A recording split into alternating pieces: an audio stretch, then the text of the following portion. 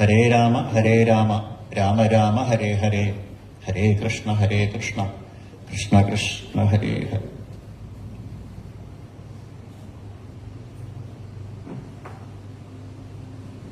നമോ നമസ്തേ ഗുരവേ മഹാത്മനെ വിമുക്തസംഗായ സദുത്തമായ നിത്യദ്വയാനന്ദരസസ്വരൂപിണേ ഭൂമ്നേ സദാ പാരദയാംബുധാംനേ.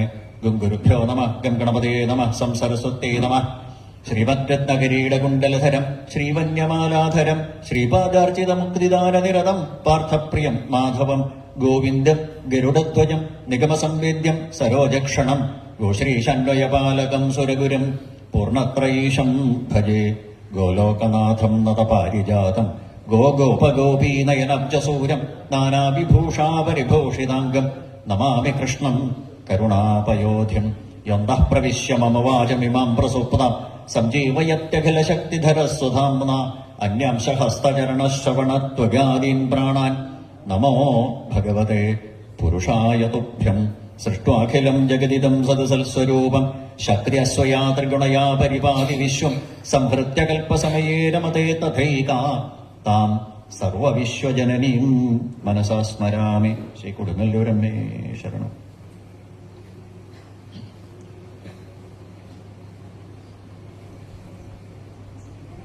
ഹരേ രാമ രാമ രാമ ഹരേ ഹരേ, ഹരേ കൃഷ്ണ കൃഷ്ണ കൃഷ്ണ ഹരേ ഹരേ. ഇതിനെയാണ് കലിസന്ധരണ ഉപനിഷത്ത് എന്ന് പറയുക. കലിയെ സമ്യക്കായിട്ട് തരണം ചെയ്യാനായിട്ട് സാധിക്കുന്ന ആ ഉപനിഷത്ത്. ആ ഉപനിഷത്തിന്റെ ഏറ്റവും വലിയ പ്രത്യേകത അതില് പ്രാർത്ഥനയില്ല, അപേക്ഷയില്ല.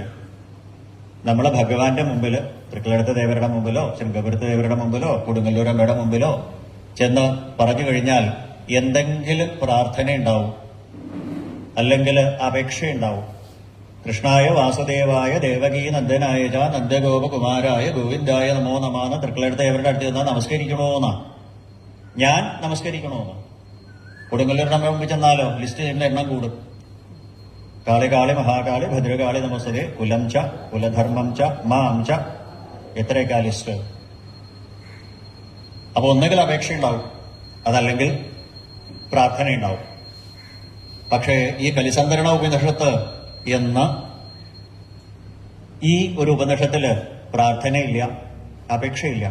No request, no prayer. ഇതാണ് അതിന്റെ പ്രത്യേകത. ഒരു പ്രത്യേകത അതാണ്. രണ്ടാമത്തേത്, അത് ശൈവമാവാം, ശാക്തേയമാവാം, വൈഷ്ണവാവാം. മഹാദേവന്റെ അടുത്ത് ചെന്നിട്ട് ഹരേ എന്ന് പറയാം. ചന്ദ്രോദ്ഭാസിത ശേഖരേ സ്മരഹരേ സർവസ്യാതി ഹരേ ദേവി. കൊടുങ്ങല്ലൂരമ്മയോട് പറയാം ഹരേ എന്ന് തൃക്കളെടുത്ത് ദേവനെ വിളിക്കാം. അപ്പൊ വൈഷ്ണവ ശൈവ ശാക്തേയ ഭേദം ഇല്ലാണ്ട് നമുക്ക് പറയാം എന്നർത്ഥം. രാമൻ എന്ന് പറയുമ്പോ തൃപ്രേർത്ത ദേവര് എന്നോ കൃഷ്ണൻ എന്ന് പറയുമ്പോ ഗുരുവായൂരപ്പനെന്നോ തെറ്റിദ്ധരിക്കണ്ട. രമയതി ഇത് രാമ. ആരാണോ നമ്മളെ രമിപ്പിക്കുന്നത് അവൻ രാമൻ. ആരാണോ നമ്മളെ ആകർഷിക്കുന്നത് കരിഷതി ഇത് കൃഷ്ണ. ഇത്രയേ ഉള്ളൂ. നാമങ്ങള് രൂപങ്ങളൊക്കെ നമ്മൾ കൊടുക്കുന്നതാണ്. അപ്പൊ കാലദേശാവധിഭ്യാം നിർമുക്തം നിത്യമുക്തമായിരിക്കുന്ന നാമരൂപങ്ങൾക്ക് അതീതമായിരിക്കുന്ന ആ ചൈതന്യത്തിനെ നമ്മൾ ഓരോ പേര് കൊടുക്കുന്നത് അല്ലെങ്കിൽ രൂപങ്ങളെ കൽപ്പിക്കുന്നത് നമ്മുടെ എളുപ്പത്തിന് വേണ്ടിയിട്ടാണ്. ഉപാസകാനാം കാര്യാർത്ഥം ബ്രഹ്മണോ രൂപകൽപ്പന ശ്രീരാമപൂർവതാപന്യ ഉപനിഷത്ത് പറയും. നമ്മുടെ ഇഷ്ടം അനുസരിച്ചിട്ടാ. ശൃംഗേരത്ത് ദേവരായാലും തൃക്കളെടുത്ത ദേവരായാലും കൊടുങ്ങല്ലൂരമ്മയായാലും തൃപ്പരാദേവരായാലും ഒക്കെ ഒന്ന് തന്നെയാണ്. ഏകം സദ് വിപ്ര ബഹുധാ വദന്തി. ഒന്നിനെ പലതായിട്ട് പറയണു എന്നേ ഉള്ളൂ.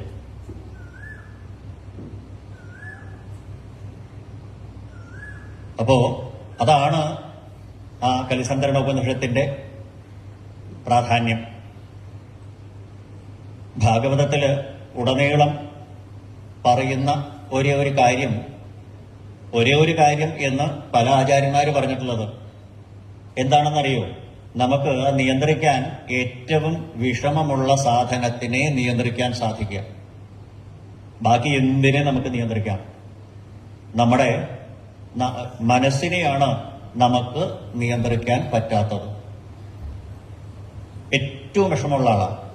കാരണം ലോകത്ത് ഇന്നേ വരെ ആരെങ്കിലും കണ്ടിട്ടുണ്ടോ ഈ സാധനത്തിന്, ഈ മനസ്സ് എന്ന് പറയുന്ന മനസ്സിനെ ചികിത്സിക്കുന്ന ഡോക്ടർമാർ വരെയുണ്ട്, അവര് പോലും കണ്ടിട്ടില്ല. കണ്ണിനെ കാണാം, ചെവിയെ കാണാം, നാവിനെ കാണാം, കയ്യിനെ കാണാം, കാലിനെ കാണാം, പക്ഷെ നമ്മുടെ മനസ്സിനെ നമ്മൾ ആരെങ്കിലും കണ്ടിട്ടുണ്ടോ? നമ്മൾ ചിലപ്പോൾ തമാശയായിട്ട് പറയാറുണ്ട് എനിക്ക് മനസ്സില്ല എന്ന്. അതാ സത്യം. നമുക്ക് ആർക്കും മനസ്സ് എന്ന് പറഞ്ഞൊരു സാധനം ഇല്ല. ഉണ്ടോ? ആരെങ്കിലും കണ്ടിട്ടുണ്ടോ ഇതേവരെ? നമ്മൾ മറ്റുള്ളവരെ ഉപദേശിക്കാറുണ്ട്, നിങ്ങൾ ഈ ആവശ്യമില്ലാത്ത കാര്യത്തിനെ കുറിച്ച്, ഇല്ലാത്ത കാര്യത്തിനെ കുറിച്ച് ചിന്തിച്ചാൽ നിങ്ങൾ ടെൻഷൻ അടിക്കണേ എന്ന് പറയാറുണ്ട്. അപ്പൊ എന്താ ഈ മനസ്സ്? ചിന്തകളുടെ പ്രവാഹത്തിനെയാണ് മനസ്സ് എന്ന് പറയുക. ഒരു ശാസ്ത്ര ഗ്രന്ഥവും ഇന്നോളം കണ്ടില്ല മനസ്സെന്ന പ്രതിഭാസം സൂക്ഷ്മമായി എന്നൊക്കെ പണ്ടൊരു സിനിമാ പാട്ടുണ്ട്. ലോകത്തിൽ ആരും കണ്ടിട്ടില്ല. അപ്പോൾ കാണാത്ത സാധനത്തിനെ എങ്ങനെ നിയന്ത്രിക്കാൻ പറ്റും? എന്നാൽ നമ്മുടെ ശരീരത്തിലെ എല്ലാത്തിനെയും നിയന്ത്രിക്കുന്ന സാധനം ഇതാണ്. നമ്മൾ ഏത് കാര്യം ചെയ്യണം? എന്താ? മനസ്സുണ്ടായിട്ടാ. പുരഞ്ജനോപാഖ്യാനം വായിച്ചാൽ മനസ്സിലാവും. പുരഞ്ജനി ചിരിച്ചാൽ പുരഞ്ജനൻ ചിരിക്കും, പുരഞ്ജനി കരഞ്ഞാൽ പുരഞ്ജനൻ കരയും. എന്താ കാരണം? ബുദ്ധി എന്ത് തോന്നിപ്പിക്കുന്നുവോ, മനസ്സെന്ത് തോന്നിപ്പിക്കുന്നുവോ അതാണ് നമ്മൾ ചെയ്യുക. അപ്പൊ ഈ മനസ്സ് എന്ന് പറയുന്ന ഇന്ദ്രിയത്തിനെ നമ്മൾ കണ്ടിട്ടില്ല എന്നുണ്ടെങ്കിൽ നമ്മൾ എങ്ങനെ നിയന്ത്രിക്കാൻ പറ്റും? അതിനെ എങ്ങനെ നിയന്ത്രിക്കാൻ പറ്റും? കാണുന്ന സാധനത്തിനല്ലേ കാണുന്ന സാധനത്തിനെ തന്നെ നിയന്ത്രിക്കാൻ പറ്റണില്ല. നമ്മുടെ ശരീരത്തിൽ നിന്നുണ്ടായതല്ലേ നമ്മുടെ മക്കളെ തന്നെ നമുക്ക് നിയന്ത്രിക്കാൻ പറ്റില്ല. എന്നിട്ട് വേട്ടെ നമ്മുടെ മനസ്സിന്. അപ്പൊ ഈ മനസ്സ് എന്ന് പറയുന്നത് ആണ് പക്ഷേ എല്ലാത്തിന്റെയും മൂല കാരണം. നമ്മുടെ ശരീരത്തിലെ HOD, head of the department, അതിനെ നിയന്ത്രിക്കാൻ നമുക്ക് സാധിക്കണം. അതിനെ നിയന്ത്രിക്കാൻ പറ്റിയില്ലെങ്കിൽ പിന്നെ മറ്റൊന്നും നിയന്ത്രിക്കാൻ പറ്റില്ല. അതിനിടയ്ക്ക് പ്രധാനപ്പെട്ട ഒരു കാര്യം പറയാൻ മറന്നുപോയി. എല്ലാവരുടെ കയ്യിലും ഓരോ കുട്ടികളുണ്ടാവുമല്ലോ ഇതേപോലെ. അവരോട് കുറച്ച് നേരത്തേക്കൊന്നും മിണ്ടാണ്ടിരിക്കാൻ പറയൂ കേട്ടോ. എല്ലാവരുടെ കയ്യിലും ഉണ്ടാവുമല്ലോ. ആ കുട്ടികളോട് കുറച്ച് നേരത്തേക്ക് ഇത് കഴിയണവരെ മിണ്ടരുതെന്ന് പറയും. കാരണം എന്താന്ന് അതിലേക്കാണ് നമ്മൾ വരണേ. അപ്പൊ HOD ആണ് മനസ്സ്. ആ മനസ്സ് HOD ആവുമ്പോ HOD നേരെയായാലല്ലേ സബോർഡിനേറ്റ് സ്റ്റാഫ് നേരെയാവുള്ളൂ.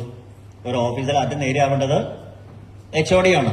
ഇതാണ് ദേവഹൂതി കപിലവാസുദേവനോട് പറഞ്ഞത്. എന്താ? അസതിന്ദ്രിയ നിരീക്ഷണാൽ എന്ന്. ഏന സംഭാവ്യമാനേന പ്രപന്നാന്തം തമപ്രഭോ.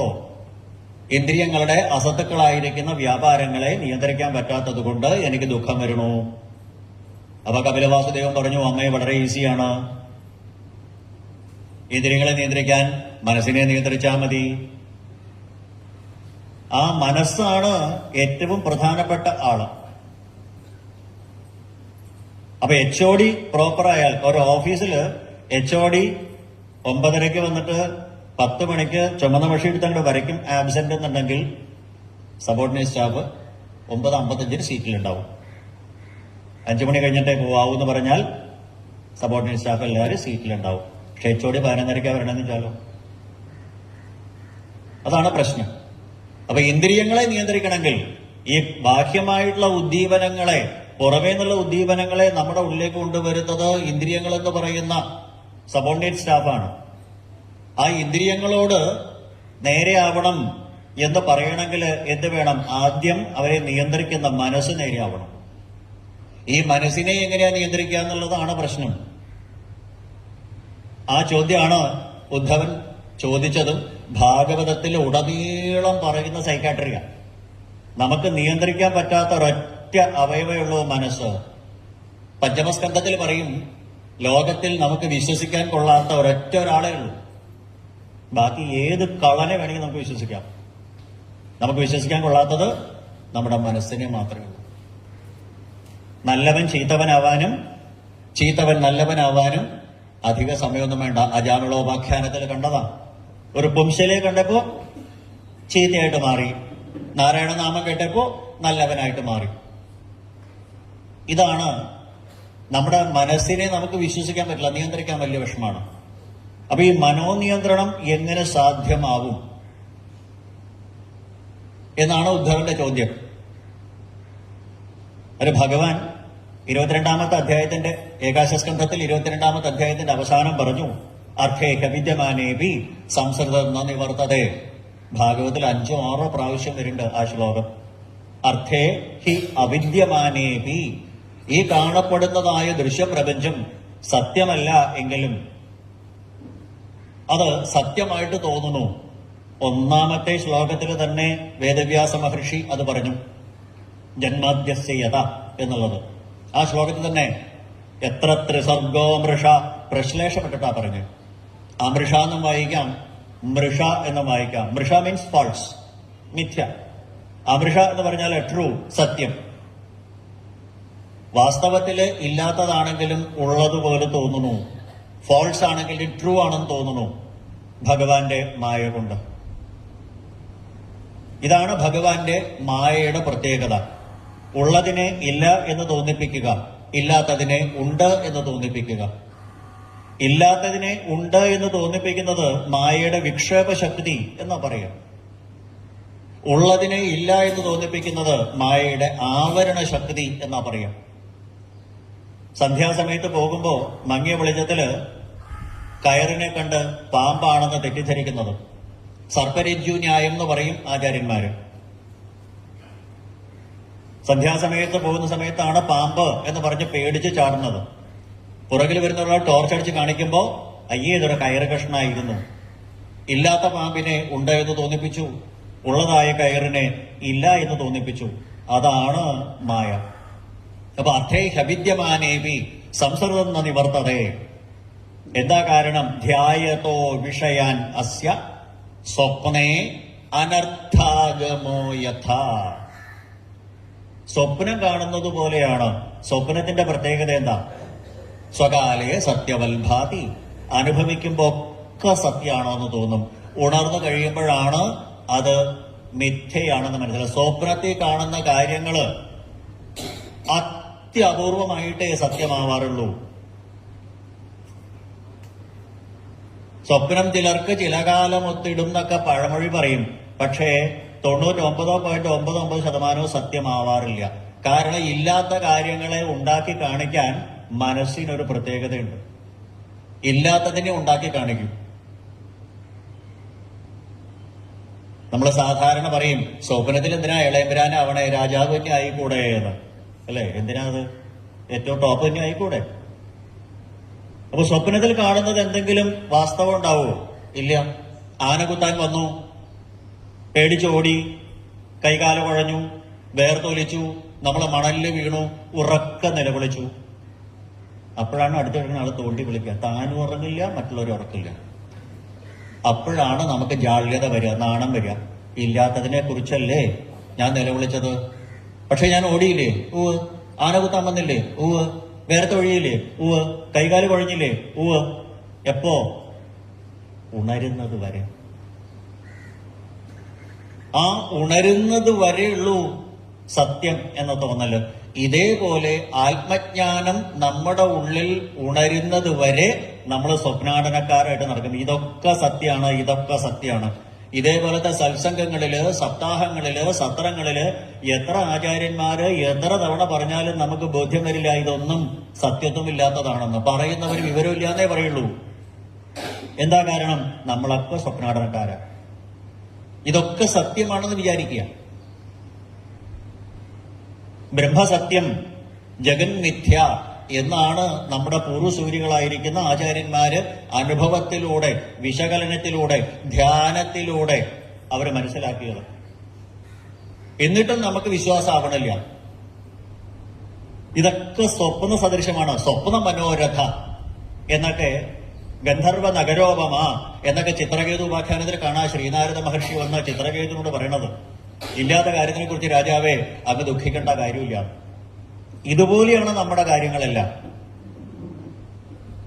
അപ്പൊ ഈ സ്വപ്ന സദൃശമായിരിക്കുന്ന ഈ പ്രപഞ്ചത്തിനെ സത്യമാണ് എന്ന് ചിന്തിക്കുന്ന കാലത്തോളം, മനസ്സിനെ അടക്കാത്ത കാലത്തോളം ഈ പ്രാപഞ്ചിക വിഷയങ്ങൾ മിഥ്യയാണ് എന്ന് വിവേകം കൊണ്ട് അറിയാത്ത കാലത്തോളം ഈ സംസാരത്തിൽ മുങ്ങിക്കിടക്കുകയുള്ളൂ. ഇതിന് രക്ഷപ്പെടില്ല. എപ്പോഴാണ് സ്വപ്നത്തിൽ നിന്ന് ഉണരുക? അപ്പോഴേ നമ്മൾ യാഥാർത്ഥ്യം മനസ്സിലാക്കുള്ളൂ. ഞാൻ കിടക്കയിൽ കിടക്കുകയാണ്, എന്നെ ആന കുത്താൻ വന്നത് വെറും സ്വപ്നമായിരുന്നു എന്നതുപോലെ നമുക്ക് സജ്ജന സംസർഗത്തിലൂടെ ആത്മജ്ഞാനം വരുമ്പോ ഇതൊക്കെ മാറും. പഞ്ചമസ്കന്ധത്തിൽ കണ്ടതല്ലേ വളരെ ഗംഭീരമായിട്ട് ബ്രാഹ്മണ രഘുഗണ സംവാദം. ഞാൻ രാജാവാണ് എന്നുള്ള ഭാവത്തില് രഘുഗണൻ കുറെ തട്ടിക്കേറി, അതിനു മുമ്പ് കുറെ പരിഹസിച്ചു. ബ്രാഹ്മണന്റെ ജഡഭരത യോഗീശ്വരന്റെ മുഖത്തു നിന്നുള്ള ആ ആത്മതത്വ പ്രവചനം കേട്ടപ്പോഴാണ് ഞാൻ ആരുമല്ലാതെ മനസ്സിലായത്. സ്വാമിഭാവം, ഭൃത്യഭാവം വ്യാവഹാരികമാണ്, ടെമ്പററിയാണ്, താൽക്കാലികമാണ്, സത്യതുല്യ. ഈ ലോകത്ത് നശിക്കാത്തതായിട്ടുള്ള എന്തെങ്കിലും ഒരു സാധനമുണ്ടോ? ഇതാണ് ഭാഗവതം നമ്മളോട് ആദ്യം പറയണേ. Nothing is permanent. അതുകൊണ്ടാണ് ഏകാദശ സ്കന്ധത്തില് ഭഗവാൻ തന്നെ ത്രൈലോക്യമോഹനമായിരിക്കുന്ന ഈ രൂപത്തിനെ മറച്ചു എന്ന് പറഞ്ഞത്. എന്റെ ഈ രൂപത്തിന് പോലും ഇവിടെ സ്ഥായിയില്ല, അതുകൊണ്ട് ഞാനിത് ഉപേക്ഷിക്കുകയാണ്.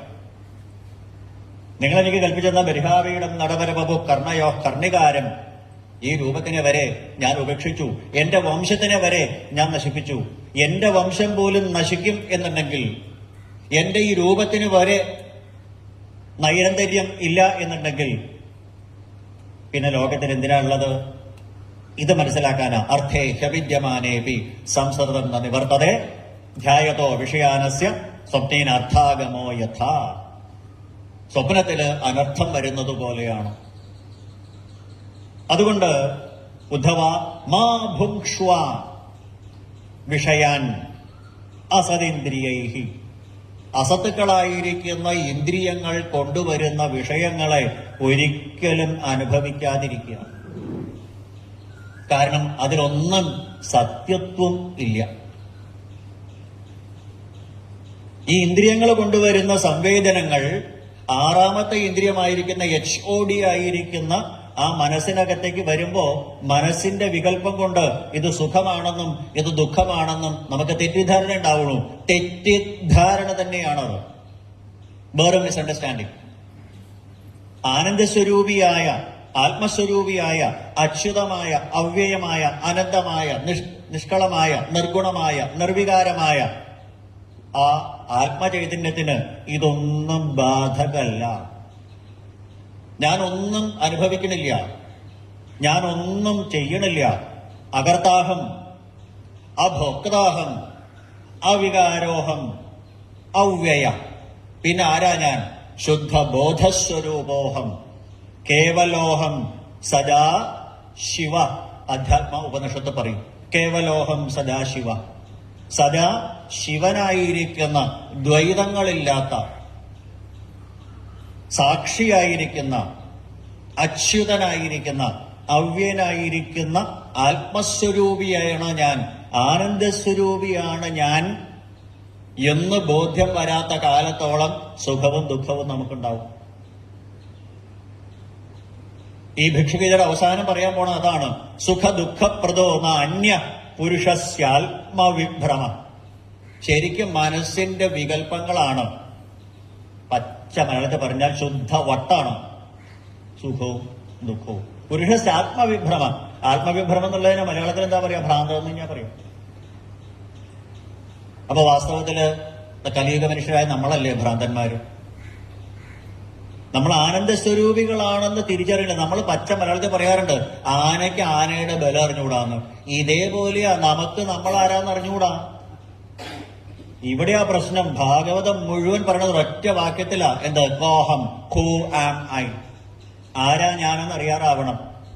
ദ്വാദശ സ്കന്ധത്തില് 12ാമത്തെ അധ്യായത്തില് 5ാമത്തെ അധ്യായം, 12ാമത്തെ സ്കന്ധം 5ാമത്തെ അധ്യായം 13 ശ്ലോകമേ ഉള്ളൂ ബ്രഹ്മോപദേശം. അതിലാണ് പറഞ്ഞു കൊടുത്തത് അഹം ബ്രഹ്മ. ഇതാണ് ഞാൻ, ഈശ്വരനാണ്. ബ്രഹ്മാഹം, അത് തിരിച്ചു പറയിപ്പിച്ചു. ഈശ്വരൻ തന്നെയാണ് ഞാൻ, ഞാൻ തന്നെയാണ് ഈശ്വരൻ. എന്ന് അറിയാറാവണം. അഹം ബ്രഹ്മാസ്മി എന്ന് അറിയാറാവണം. ഇതാണ് അറിയേണ്ടതായ അറിവ്. ഇത് മാത്രമേ നമുക്ക് അറിയാത്തതുള്ളൂ. ഏതാണോ നമുക്ക് അറിയേണ്ടത് അത് മാത്രം അറിയണില്ല. അതുകൊണ്ടാണ് പരീക്ഷ സംവാദം തുടങ്ങുമ്പോ തന്നെ ദ്വിതീയ സ്കന്ധത്തിൽ 1-ാമത്തെ അധ്യായത്തിൽ 2-ാമത്തെ വരിയിൽ പറഞ്ഞു അവശ്യതാം ആത്മതത്വം. ആത്മതത്വം മാത്രം അറിയില്ല, ബാക്കിയൊക്കെ നമുക്കറിയാം. സൂര്യന് കീഴിൽ എന്ത് ചോദിച്ചോളൂ നമുക്കറിയാം. ഹൂ ആർ യു എന്ന് ചോദിച്ചാലോ ഇവിടെ ഇങ്ങനെ തൊട്ട് കാണിക്കും അല്ലെ. ഈ പാഞ്ചഭൗതികമായ ശരീരമാണോ ഞാൻ? മനോബുദ്ധ്യഹങ്കാര ചിത്താനിനാഹം ന ശ്രോത്രജിക്വേ ന ഘ്രാണനേത്രേ എന്നൊക്കെ ആചാര്യസ്വാമികൾ പറയും. കണ്ണല്ല, ചെവിയല്ല, നാവല്ല, ത്വക്കല്ല, മനസ്സല്ല, പഞ്ചഭൂതങ്ങളല്ല, പഞ്ചേന്ദ്രിയങ്ങളല്ല, പഞ്ചതന്മാത്രകളല്ല, മനസ്സല്ല, ഈ ശരീരമല്ല, പിന്നെ ആരാ ഞാൻ? കോഹം. ഇതറിഞ്ഞാൽ ബാക്കിയെല്ലാം അറിഞ്ഞു. അറിയേണ്ടതിനെ അറിഞ്ഞു കഴിഞ്ഞാൽ പിന്നെ ഒന്നും അറിയേണ്ടതില്ല. അതാണ് പരമമായ അറിവ്. അറിയേണ്ടതിനെ അറിഞ്ഞു കഴിഞ്ഞാൽ പിന്നെ അറിയാനൊന്നുമില്ല. അഹം ബ്രഹ്മാസ്മി എന്ന് പരീക്ഷത്തിനെ കൊണ്ട് പറയിപ്പിച്ചപ്പോ പരീക്ഷത്ത് മനസ്സിലാക്കി കഴിഞ്ഞപ്പോ പിന്നെ ഒരൊറ്റ ചോദ്യം ചോദിച്ചില്ല പരീക്ഷത്ത്. കിം ഭൂയ ശ്രോതമിച്ഛസി, രാജാവേ അങ്ങേക്ക് എന്തെങ്കിലും കേൾക്കാനുണ്ടോ? ഒരക്ഷരം ചോദിച്ചില്ലല്ലോ. സിദ്ധോസ്മി അനുഗ്രഹീതോസ്മി, നമസ്കരിക്കുക ചെയ്ത്.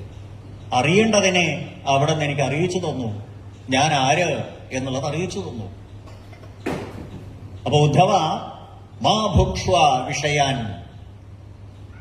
അസത്തുക്കളായിരിക്കുന്ന ഇന്ദ്രിയങ്ങളുടെ വ്യാപാരങ്ങൾ. ഇന്ദ്രിയങ്ങൾ അസത്തുക്കളാണെന്നല്ല, ഇന്ദ്രിയങ്ങളുടെ അസത് വ്യാപാരം കൊണ്ട്. ഇന്ദ്രിയങ്ങൾ എന്ന് പറഞ്ഞാൽ നമ്മുടെ കയ്യിലിരിക്കുന്ന മൊബൈൽ ഫോൺ പോലെ തന്നെയാണ്, അത്യാവശ്യമാണത്. പക്ഷേ ഇതേപോലത്തെ സത്സംഗങ്ങളിലെ ഭാഗവത സപ്താഹ വിധികളിലെ മൊബൈൽ ഫോൺ യൂസ് ചെയ്താൽ അത് അനാവശ്യമാണ്, അപ്പൊ അത് അസത്താണ്. നമ്മുടെ ഇന്ദ്രിയങ്ങളെല്ലാം നമ്മുടെ ഫ്രണ്ട്സ് തന്നെയാണ്, കൂട്ടുകാർ തന്നെയാണ്. അത് ഉപയോഗിക്കുന്ന അനുസരിച്ചിരിക്കും. നമ്മുടെ ഏത് കാര്യത്തിനും 3 റേഞ്ചാ: അത്യാവശ്യം, ആവശ്യം, അനാവശ്യം. ഒരാളെ ലൊക്കേറ്റ് ചെയ്യാൻ വളരെ ആവശ്യമാണ് മൊബൈൽ ഫോൺ, പക്ഷേ അത് ഉപയോഗിക്കുന്ന അനുസരിച്ചിരിക്കും. ഗുരുവായൂർ ക്ഷേത്രത്തിനകത്തേക്ക് മൊബൈൽ ഫോൺ കൊണ്ടുപോകാൻ സമ്മതിക്കാത്തത് എന്താ?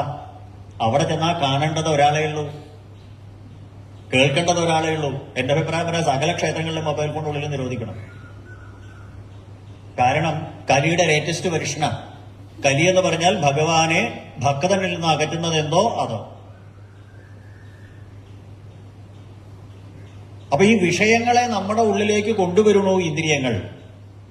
തസ്മാൽ ഉദ്ധോ മാ ഭുക്ഷ്വ വിഷയാൻ അസതിന്ദ്രിയൈ. അതുകൊണ്ട് ആത്മഗ്രഹാനിർഭാതം പശ്യ വൈകൽപ്പികം ഭ്രമം. മനസ്സിന്റെ വികല്പം കൊണ്ടുണ്ടാകുന്ന ഈ ഭ്രമത്തിനെ ഉപേക്ഷിക്കൂ ഉദ്ധവ. ആ മനസ്സിനെ അടക്കുകയാണ് വേണ്ടത്.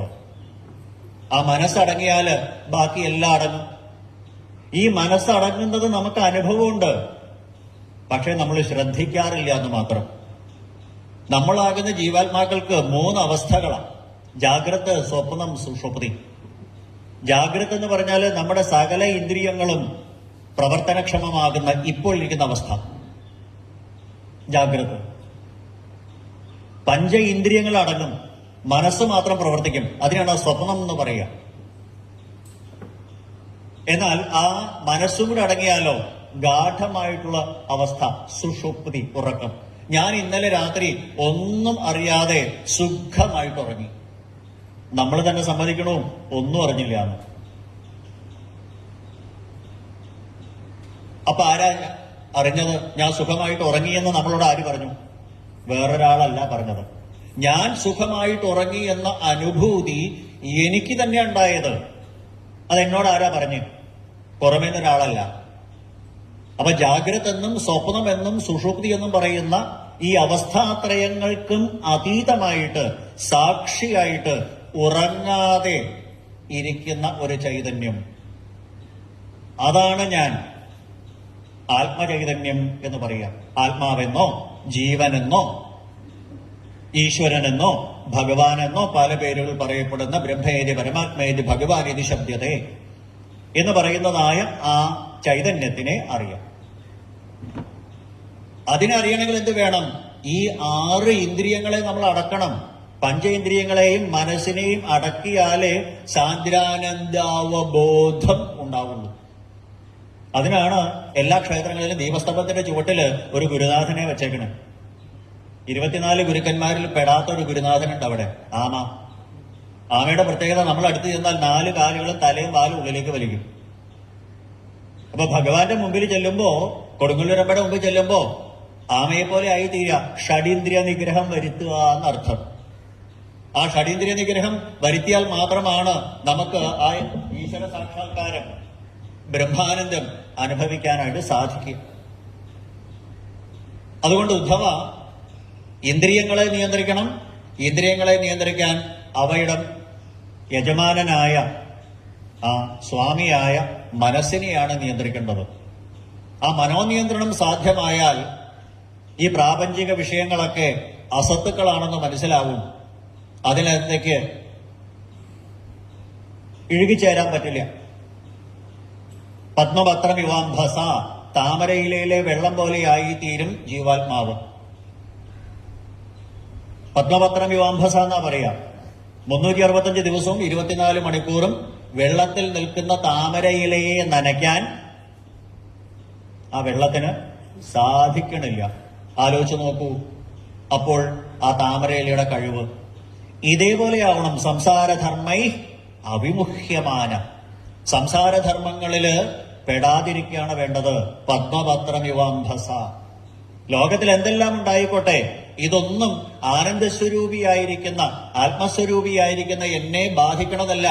ആൾക്കാർ ബഹുമാനിച്ചോട്ടെ, അപമാനിച്ചോട്ടെ, വന്ദിച്ചോട്ടെ, നിന്ദിച്ചോട്ടെ, മത്സരിച്ചോട്ടെ, ക്രോധിച്ചോട്ടെ, വെറുത്തോട്ടെ, ഇതൊന്നും ആനന്ദസ്വരൂപിയായിരിക്കുന്ന എന്നെ ബാധിക്കണതല്ല എന്ന് മനസ്സിലാക്കൂ ഉദ്ധവ.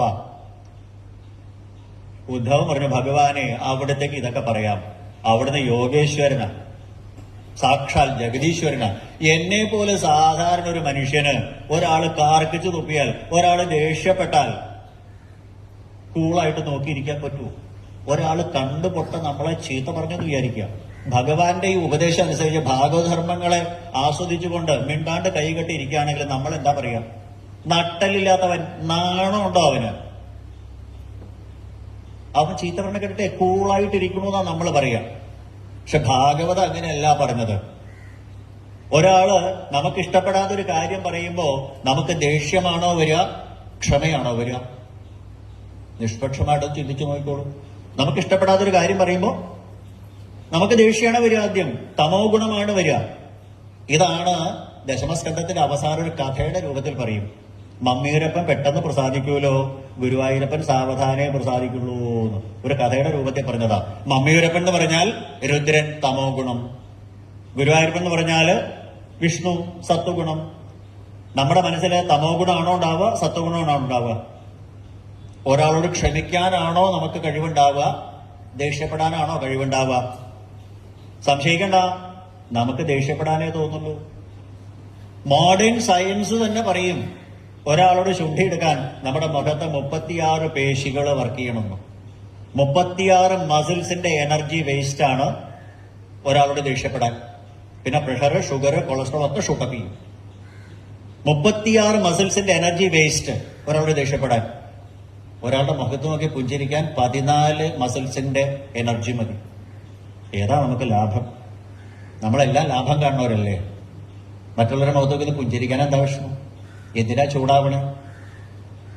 ഇതാണ് ഭഗവാൻ പറഞ്ഞു വന്നത്. അപ്പൊ ഭഗവത് ഉദ്ധവ സംവാദം തുടങ്ങുമ്പോൾ 23 അധ്യായങ്ങളിലായിട്ട് ഉദ്ധവന് ഭഗവാൻ ഉപദേശങ്ങൾ കൊടുക്കുമ്പോ ഉദ്ധവൻ ഇതേ ചോദ്യം ചോദിക്കും. അങ്ങ് യോഗേശ്വരനാണ്, പ്രോക്ത ത്യാഗ സന്യാസ ലക്ഷണ. അങ്ങ് പറഞ്ഞ സന്യാസിയുടെ ലക്ഷണ എന്ത്? സർവസംഗ പരിത്യാഗി. ത്വന്തു സർവം പരിത്യജ്യ സ്നേഹം സ്വജനബന്ധുഷു മൈ ആവേശ്യ മനസ്സമ്യം സമദ്രക് വിചരസ്വകാം. ത്വന്തു സർവം പരിത്യജ്യ എന്ന് പറഞ്ഞ് നിർത്തരുത് കേട്ടോ. എല്ലാം ഉപേക്ഷിക്കൂ എന്നല്ല പറഞ്ഞത്, അത് പ്രത്യേകം ശ്രദ്ധിക്കണം.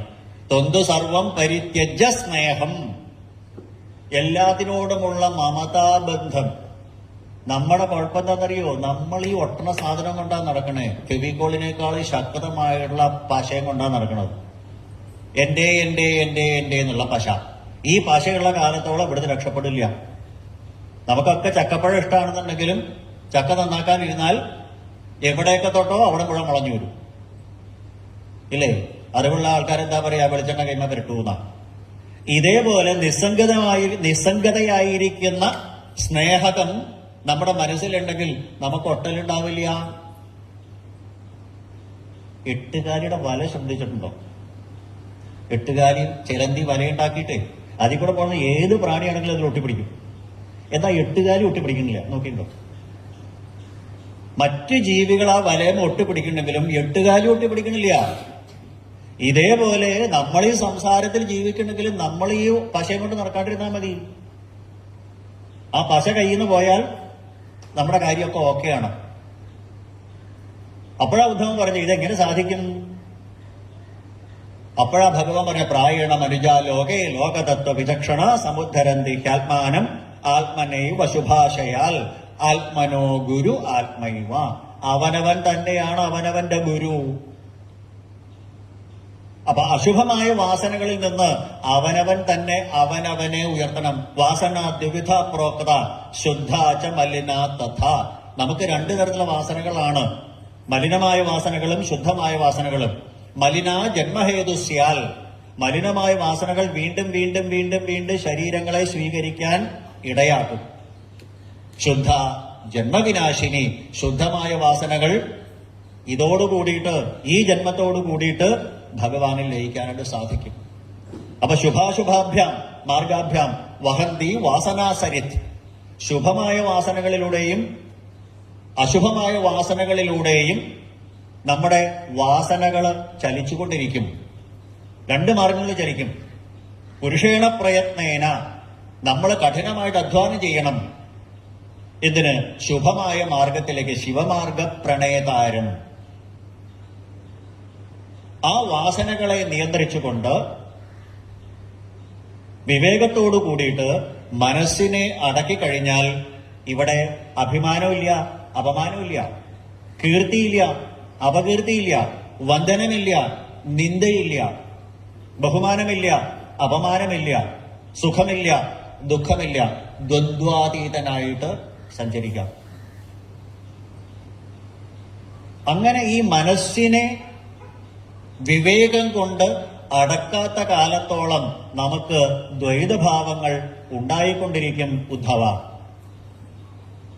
അതിനാൽ ഒരുത്തൻ വന്ദിച്ചാല് നിലത്തുനിന്ന് പൊങ്ങണ്ട, നിന്ദിച്ചാല് തല താഴ്ത്തണ്ട. മറ്റുള്ളവർ നമ്മളെ ദ്രോഹിക്കുകയോ കാർക്കിച്ചു തുപ്പുകയോ ശകാരിക്കുകയോ ചെയ്താൽ ആത്മസ്വരൂപിയായിരിക്കുന്ന എന്നെ ഇതൊന്നും ബാധിക്കുന്നതല്ല.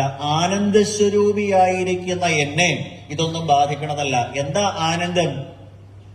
സുഖമെന്നും ദുഃഖമെന്നും പറയുന്ന രണ്ട് ഭാവത്തിൽ നിന്ന് അതീതമായിട്ടുള്ളതാണ്.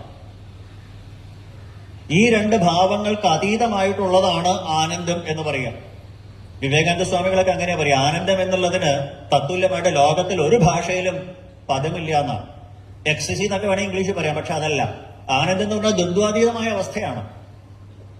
നിശ്ചലമായ നിർമ്മലമായ സ്വച്ഛമായ തെളിഞ്ഞ ജലാശയം പോലെ മനസ്സിനെ നിർത്താവുന്ന അവസ്ഥയ്ക്കാണ് ആനന്ദം എന്ന് പറയുക. നമുക്കെന്താ ഇത് അനുഭവിക്കാൻ പറ്റാത്തത്? അറിയാത്തത് എന്താ? നമുക്ക് സുഖവും ദുഃഖവും മാത്രമേ അറിഞ്ഞ് ശീലമുള്ളൂ. ഒന്നുകിൽ സുഖം, ഭൂരിഭാഗവും ദുഃഖവും. അല്ലെ, 95% ദുഃഖവും 5% സുഖവും അനുഭവിച്ച് മാത്രമേ നമുക്ക് ശീലമുള്ളൂ എന്നുള്ളത് കൊണ്ടാണ് ആനന്ദാവസ്ഥയെക്കുറിച്ച് നമുക്ക് ബോധമില്ലാത്തത്, നമുക്ക് മനസ്സിലാവാത്തത്. അതിനു പകരം ഈ രണ്ട് ദ്വൈതാവസ്ഥകളെ, ഈ ദ്വന്ദ്വങ്ങളെ അതിജീവിക്കുന്ന അവസ്ഥയാണ് ആനന്ദം എന്ന് പറയുക. ആ ആനന്ദാവസ്ഥയിലേക്ക് മനസ്സിനെ എത്തിക്കാറാവണം. അപ്പൊ അവന് സമദൃക് വിചരസ്വഗാം എന്ന രീതിയിൽ സമദൃക്കായിട്ട് സഞ്ചരിക്കാനായിട്ട് സാധിക്കും.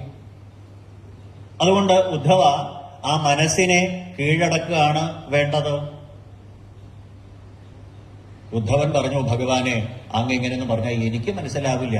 ഒരാളെ മുഖത്ത് നോക്കി ശകാരിച്ചാൽ, കാർക്കിച്ചു തുപ്പിയാൽ, അപമാനിച്ചാൽ, വടിയെടുത്ത് അടിച്ചാൽ ഒരു വിഷമവും തോന്നില്ലേ? ഭഗവാൻ ചിരിച്ചോണ്ട് പറഞ്ഞു, ഉദ്ധവ, ആത്മജ്ഞാനിക്ക് തോന്നില്ല. ഭഗവാൻ ശ്രീബുദ്ധന്റെ അടുത്ത് ഒരു അദ്ദേഹത്തിന്റെ ശിഷ്യൻ വന്ന് പരാതി പറഞ്ഞു അത്രേ ഒരിക്കൽ. ഭഗവാനെ, ആ കവലക്കൽ നിന്ന് ഒരാൾ ഗംഭീരമായിട്ട് ഒരു പ്രസംഗം നടത്തുക, അങ്ങയെ നിശിതമായിട്ട് വിമർശിച്ചുകൊണ്ട്, അങ്ങയെ കണ്ണുപൊട്ട ചീത്ത പറഞ്ഞുകൊണ്ട്. എന്റെ പഴയ സ്വഭാവമായിരുന്നെങ്കിൽ അടിച്ചിട്ട് അവന്റെ പല്ല് ഞാൻ കളഞ്ഞേനെ. അഹിംസയല്ലേ നമ്മുടെ പരമമായ ധർമ്മം, അതുകൊണ്ട് ഞാൻ മിണ്ടാണ്ടിരുന്നതാ. എന്താ അയാൾ പറഞ്ഞേ? അങ്ങ് പാഖണ്ഡധർമ്മം പ്രചരിപ്പിക്കുകയാണ്, ദൈവവിശ്വാസത്തിനെ നിഷേധിക്കുകയാണ്, അങ്ങനെ ചെയ്യാണ് ഇങ്ങനെ ചെയ്യാണെന്നൊക്കെ പറഞ്ഞ് അങ്ങയെ ചീത്ത പറയണു. അങ്ങ് എന്നെ പഠിപ്പിച്ചത് അഹിംസയാണ്, അതുകൊണ്ട് മിണ്ടാണ്ട് ഞാൻ പോകുന്നു. എന്റെ പഴയ സ്വഭാവമായിരുന്നെങ്കിൽ, പൂർവാശ്രമത്തിലെ സ്വഭാവമായിരുന്നെങ്കിൽ അവൻ ഞാൻ തല്ലിക്കൊന്നേനെ. ഭഗവാൻ ബുദ്ധൻ പുഞ്ചിരിച്ചോണ്ട് പറഞ്ഞു, നിനക്ക് ഒരാള് ഒരു കിഴി സ്വർണ്ണ നാണയം തന്നു എന്ന് വിചാരിച്ചോ? ഉവ്വ്. അത് നിനക്ക് വേണ്ട എന്ന് വിചാരിച്ചോ? ഉവ്വ്. അപ്പൊ ആ സ്വർണ്ണ നാണയ കിഴി ആർക്കുള്ളതാ? ആ കൊണ്ടുവന്ന ആൾക്ക് തന്നെ. ചീത്തയും അതുപോലെ വിചാരിച്ചാൽ മതി എന്ന. എന്നെയല്ല, ആനന്ദസ്വരൂപിയായിരിക്കുന്ന എന്നെയല്ല. അതാ നേരത്തെ അവന്റെ പത്മപത്ര വിവാംഭസ. ഇതൊക്കെ ആനന്ദസ്വരൂപിയായിരിക്കുന്ന എന്നെ ബാധിക്കണതല്ല. സാധാരണ തമാശയായിട്ട് കൊച്ചു കുട്ടികളെ സമാധാനിപ്പിക്കാൻ അമ്മമാര് പറയാറുണ്ട്, അല്ലെങ്കിൽ മൂത്തവര് പറയാറുണ്ട്. ഒരാൾ ചീത്ത പറഞ്ഞിട്ട് നിന്റെ മേത്ത് വല്ലതും പറ്റിയോ? ഇല്ലല്ലോ, നിന്റെ മേത്തൊന്നും പറ്റിയിട്ടില്ലല്ലോ. ആര് ചീത്ത പറഞ്ഞോട്ടെ. ഇത് തന്നെയാ ഭഗവാനും പറഞ്ഞത്. നമ്മളെ ബാധിക്കേണ്ടതല്ല. നമ്മളെ ബാധിക്കാത്ത കാര്യത്തിനെ കുറിച്ച് നമ്മൾ കൺസേൺഡ് ആവൂ. നമ്മളെ കുറിച്ചുള്ള നല്ലതാണെങ്കിലും ചീത്തയാണെങ്കിലും നമ്മളെ കുറിച്ച് പറയുമ്പോഴല്ലേ നമ്മൾ ചിന്തിക്കുക. ഇപ്പൊ മാതൃഭൂമിയിലെ 10ാമത്തെ പേജെടുത്തു കഴിഞ്ഞാൽ നിറച്ച് ചർമ്മക്കോളങ്ങളാ, ഫോട്ടോ സഹിതം വരും. അതിന്റെ വലതുവശത്ത് ടിപ്പർ ലോറി കഴിച്ച് മരിച്ചു, വിഷം കഴിച്ചു മരിച്ചു, വെള്ളത്തിൽ പോയി മരിച്ചു, ഷോക്കേറ്റ് മരിച്ചു, പാമ്പ് കടിയേറ്റ് മരിച്ചു. ഒരുപാട് മരണങ്ങളുണ്ട്. നമുക്ക് എന്തെങ്കിലും തോന്നാറുണ്ടോ? ഒന്നും തോന്നാറില്ല. കൂടി വന്നാൽ നമ്മൾ പറയും കഷ്ടമായി. പക്ഷേ നമുക്ക് വേണ്ടപ്പെട്ട ഒരാളാണെങ്കിലോ ജീവിതകാലത്തോളം എന്നാലും ഈ എന്നാലുമാണ് പ്രശ്നം. അതെന്താ? എന്റെ എന്ന് തോന്നി. അതാണ് ഭഗവാൻ കപിലവാസുദേവൻ അമ്മയോട് പറഞ്ഞത്, അഹം മമാഭിമാനോത്ഥയ്യ കാമലോഭാദ ബർമലൈ വീതം യഥാ മനഃശുദ്ധം അദുഃഖം അസുഖം സമം. മനസ്സ് നിർവികാരമായി തീർന്നാൽ, നിർഗുണമായി തീർന്നാൽ പിന്നെ അവിടെ സുഖദുഃഖങ്ങൾക്ക് സ്ഥാനമില്ല. ഭഗവാൻ പറഞ്ഞു, ഉദ്ധവ ന തഥാ തപ്യതേ വിദ്ധ പുമാൻ ബാണൈ സുമർമ്മകൈ. ഭീകരമായ അസ്ത്രങ്ങൾ കൊണ്ട്, ആയുധങ്ങൾ കൊണ്ട് ഒരുവൻ മുറിവേൽക്കപ്പെട്ടാൽ ഇത്ര വേദന ഉണ്ടാവില്ല. പക്ഷേ യഥാ തുദന്തി മർമ്മസ്ഥ ഹ്യസതാം പരുഷേഷവ. പരുഷമായ വാക്കുകൾ കൊണ്ട്, ശകാര വാക്കുകൾ കൊണ്ട്, ദുഷിച്ച വാക്കുകൾ കൊണ്ട് ഒരുത്തൻ മുറിവേൽപ്പിക്കുന്നതുപോലെ ആയുധങ്ങൾ കൊണ്ടുള്ള ആ വേദനയ്ക്ക് കാര്യമായിട്ട് പ്രസക്തി ഉണ്ടാവില്ല. ഇത് ദക്ഷയാഗത്തില് സതീദേവിയോട് ശ്രീപരമേശ്വരൻ പറയും. ആയുധങ്ങൾ കൊണ്ട് ഏൽക്കുന്ന മുറിവ് ഔഷധം വച്ചാല് പെട്ടെന്ന് ഉണങ്ങും. പക്ഷേ കുവാഗിഷൂൻ, കുവാക് ഇഷൂൻ എന്നാ ഭഗവാൻ പറഞ്ഞത് മഹാദേവൻ. ദുഷിച്ച വാക്കുകളാകുന്ന അസ്ത്രങ്ങളാൽ മനസ്സിന് മുറിവേൽക്കപ്പെട്ട് കഴിഞ്ഞാല് ആ മനസ്സിന്റെ ആ സമനില തെറ്റിപ്പോവും, ആർക്കായാലും. അതുകൊണ്ട് ജിതം സർവം ജിതേരസ എന്ന് പറയും. 24 ഗുരുക്കന്മാരെ പറ്റി പറയുമ്പോ, മത്സ്യം എന്ന് പറയുന്ന ഗുരുനാഥനെ പറ്റി പറയുമ്പോ നാവ് എന്ന ഇന്ദ്രിയത്തിനെ നിയന്ത്രിക്കൂ. ജിതം സർവം ജിതേരസേ. നാവ് എന്ന ഇന്ദ്രിയത്തിനെ നിയന്ത്രിച്ചു കഴിഞ്ഞാൽ മറ്റെല്ലാ ഇന്ദ്രിയങ്ങളെയും നിയന്ത്രിക്കുന്നതിന് തുല്യമായി. എന്താ കാരണം? ഈ നാവ് എന്ന് പറയുന്ന ആ ഇന്ദ്രിയമാണ് ജ്ഞാനേന്ദ്രിയമായിട്ട് സ്വാതറിയുമ്പോൾ ജ്ഞാനേന്ദ്രിയമായിട്ടും സംസാരിക്കുമ്പോൾ കർമ്മേന്ദ്രിയമായിട്ടും. ഈ നാവ് എന്ന ഇന്ദ്രിയമാണ് ഈ സംസാരത്തിനെ ഉണ്ടാക്കണേ. മലയാളത്തിലുള്ള സംസാരം അതെ, സംസ്കൃതത്തിലുള്ള സംസാരം അതെ. ഇപ്പൊ നമ്മൾ നാവ് കൊണ്ട് ചെയ്യുന്ന വർത്തമാനം പറയുക എന്ന് പറയുന്നത് മലയാളത്തിലെ സംസാരം. അത് കഴിഞ്ഞാലോ പരസ്പരമുള്ള ബന്ധം, ഇഷ്ടം, താല്പര്യം, ആസക്തി, അതിനെയാണ് സംസ്കൃതത്തിലെ സംസാരം എന്ന് പറയുക. നാവുകൊണ്ടല്ലേ നമ്മൾ പരിചയപ്പെടുന്നത്.